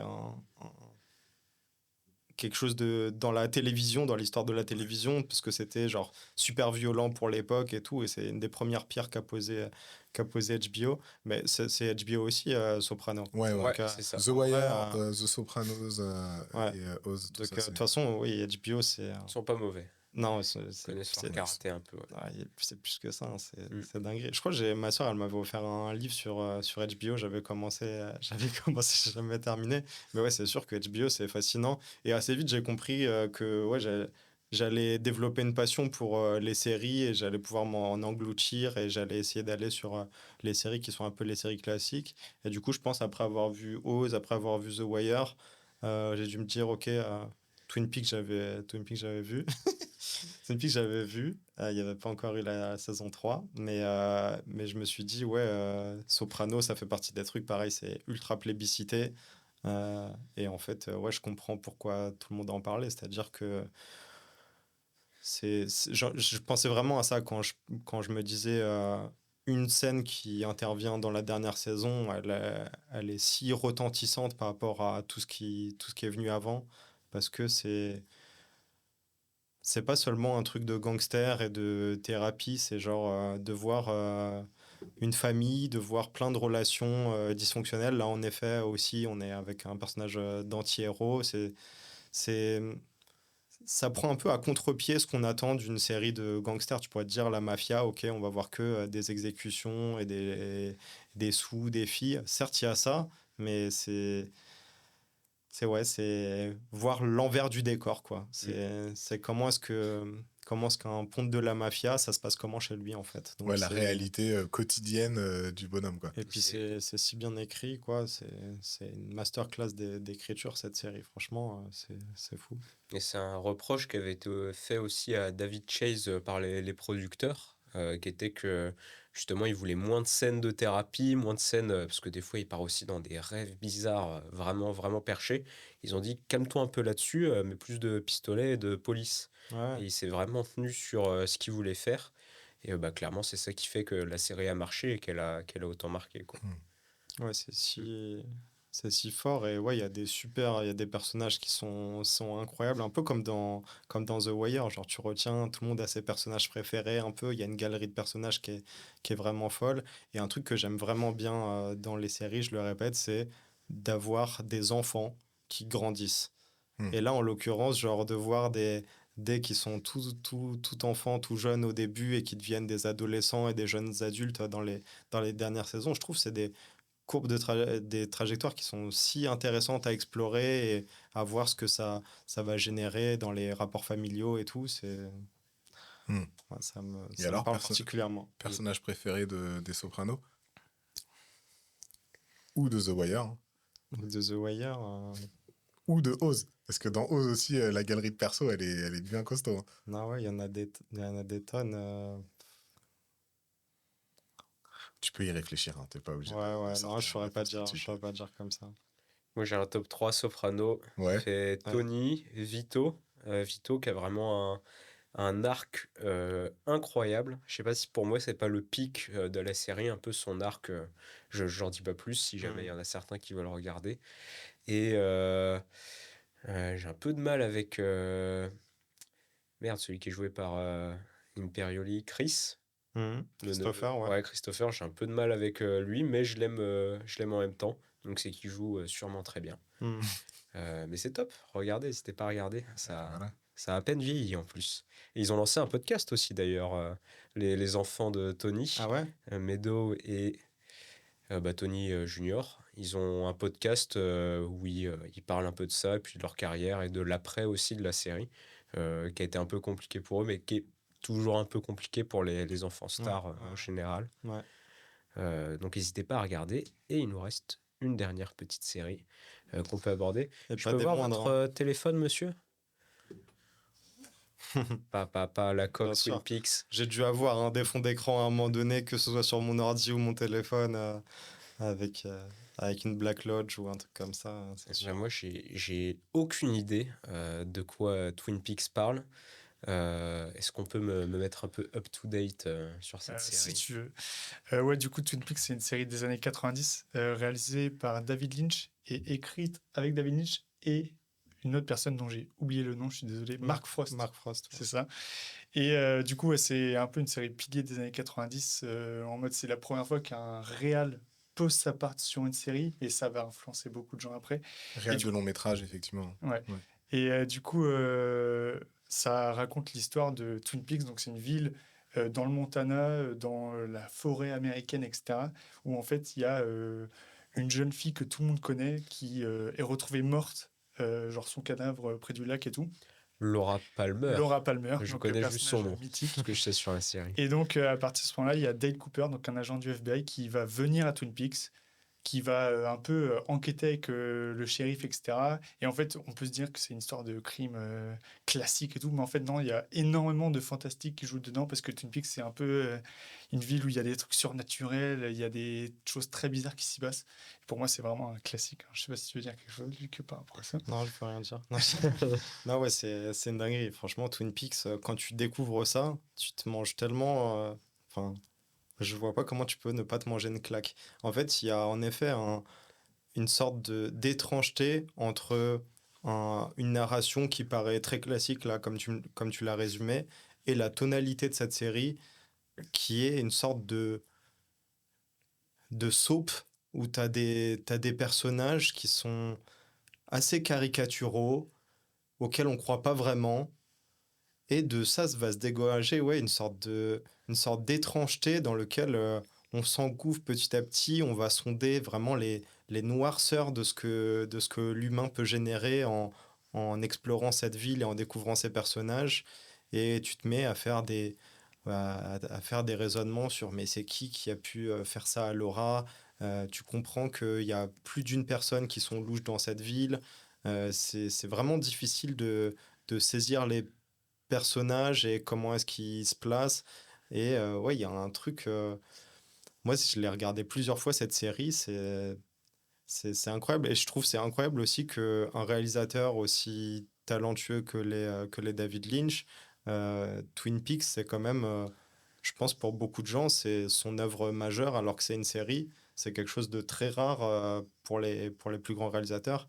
Et c'est preuve que cette série, ouais, elle a marqué les esprits à une époque où, en effet, j'en ai parlé avec une de mes associées qui est un peu plus âgée que moi et qui me disait à l'époque, c'était vraiment, on attendait le prochain épisode pour savoir exactement comment se déployait le mystère. Et c'est vrai que c'est un mode de consommation qui est tout autre que le mode de consommation qu'on a aujourd'hui où on a l'habitude de binge-watcher et même si les plateformes, elles peuvent créer des timings de diffusion où elles vont retenir certains épisodes et pas forcément mettre tout en accès direct. On consomme quand même assez rapidement les programmes sériels. Et Twin Peaks, ouais, de ce que j'en ai compris, à l'époque, c'était vraiment la sensation de attendre la suite et que le mystère se dévoile. C'était de base sur 2 saisons qui sont 2 saisons incroyables. Et le plus fou dans cette série, c'est que est venu s'ajouter à ça une 3e saison. Et un long métrage. Oui. Ouais, donc le long métrage, en effet, il avait été réalisé plus tôt. Le long métrage, il avait été réalisé plus tôt Twin Peaks Fire Walk With Me. Mais la 3e saison, enfin, c'est fou de faire ça. C'est-à-dire qu'on a une série qui est déjà un des piliers du monde de la série, qui est déjà reconnu comme étant. Bah ouais, autant que Twin Peaks, autant que The Wire, autant que Les Sopranos ou d'autres choses du genre, comme faisant partie des meilleures séries qui existaient. Et ouais, une troisième saison qui est du coup beaucoup plus moderne, qui n'a plus du tout le même cachet soap qu'il y avait dans ces anciennes images des saisons 1 et 2. Et on retrouve ces personnages, et ils ont vieilli, et c'est tout aussi étrange, et le réalisateur est toujours aussi génial. Et on se prend des claques, et il y a des épisodes où on voit des choses, et on est juste sur le cul que ça puisse exister dans une série de cet ordre-là, parce que c'est totalement inattendu, et c'est fort, ça produit des émotions super fortes. Il y Je a pense, Ouais, pour rebondir un peu et puis pour expliquer un petit peu s'il y en a qui ne sont pas forcément familiers avec l'univers de David Lynch, David Lynch, c'est un cinéaste qui travaille, enfin qui a travaillé, puisqu'il n'est plus là maintenant, mais c'est un cinéaste qui a beaucoup travaillé sur les images du subconscient, sur les rêves, sur en fait les images qui nous obsèdent et sur lesquelles on ne sait pas forcément créer du sens. Et justement, si bien dit. Et merci. Et justement, dans ces films, on sent qu'il essaye un peu de capter cette espèce d'ambiance et d'atmosphère qu'il peut y avoir dans un rêve. Et ce qui est quelque chose d'extrêmement difficile à capter, parce que déjà, on rêve pas tous de la même manière. Puis en plus, on s'en souvient pas toujours bien. Et puis après, s'il s'agit d'essayer de recréer ça dans une impression de réalité, enfin, personne ne sait vraiment comment est-ce qu'il arrivait à faire ça, mais il avait vraiment ce truc de essayer de capturer ces sensations-là. Et Twin Peaks, c'est une série dans laquelle il fait très bien, dans ses longs métrages aussi. D'ailleurs, son long métrage Mulholland Drive est considéré, je crois encore aujourd'hui, comme le meilleur film de la décennie 2010, si je dis pas de bêtises. Du 21e siècle, je crois. Et même du 21e siècle, ouais. Et Mulholland Drive, c'est très très fort aussi dans ce que ça... dans les sensations de rêve que ça crée. Et typiquement, c'est un film, moi quand j'ai vu ce film-là à l'époque, on l'a vu avec mon frère, il passait à la télé, on est tombé dessus un peu par hasard. Et c'est vraiment un film, pendant genre une semaine, on en parlait, quoi. On était, mais toi, t'as compris quoi? Mais pourquoi il s'est passé ça? Mais elle est ouf, cette image, cette scène-là, mais comment ils l'ont filmé, machin. Et parce qu'en fait, ça touche vraiment à de l'onirisme, mais tout en étant inscrit dans une réalité hyper banale en fait, il fait dialoguer les deux d'une manière qui est assez étonnante, quoi. On va voir des mecs vraiment dans des situations basiques du quotidien, avec de l'absurde, il y a une scène dans je crois que c'est dans Mulholland Drive, où il y a un mec il y a un tueur à gages et puis il doit aller buter un mec, et en fait ça part complètement dans du burlesque parce que ça se passe pas du tout comme prévu et tout, et c'est très drôle et c'est très terre à terre. Et puis après tu vas avoir une scène avec une sorcière, et je te jure que sorcière, comme ça tu fais ouais c'est bidon, la sorcière quand tu la vois, plus gros elle te terrorise mais à un point qui est, ça va dans tes os, quoi. Et c'est cette capacité qu'il a qui est assez puissante, en fait. C'est très puissant ce qu'il fait, lui. Bah, pour avoir un mot sur la saison 3, pour moi, c'est vraiment l'aboutissement de la carrière de David Lynch. Et je dirais que c'est vraiment la plus grosse claque cinématographique que j'ai pris de ma vie, vraiment. Parce que la saison 3, en fait, ça faisait 25 ans qu'il n'avait pas fait Twin Peaks et tout, parce que ça avait très mal fini. Hein. Son film Firewall With Me, il avait été hué à Cannes, défoncé par tout le monde et tout. Ça a été réhabilité après. Mais du coup, Twin Peaks, saison 3, il l'a pensé comme un tout. Donc, c'est-à-dire que tu avais 17 heures et il a coupé au milieu pour faire des épisodes. Et en fait, il y a alors, tout le monde qui revient. Il y a même la femme à la bûche. Elle est morte quelques jours après la fin du tournage, quoi. Donc, en fait, tout le monde est revenu une dernière fois. Genre, c'est la dernière danse, quoi. Et c'est vraiment une leçon genre de mise en scène, de personnages, d'écriture, de rythme. C'est ultra lent. Tu comprends rien pendant genre 4 ou 5 épisodes au début.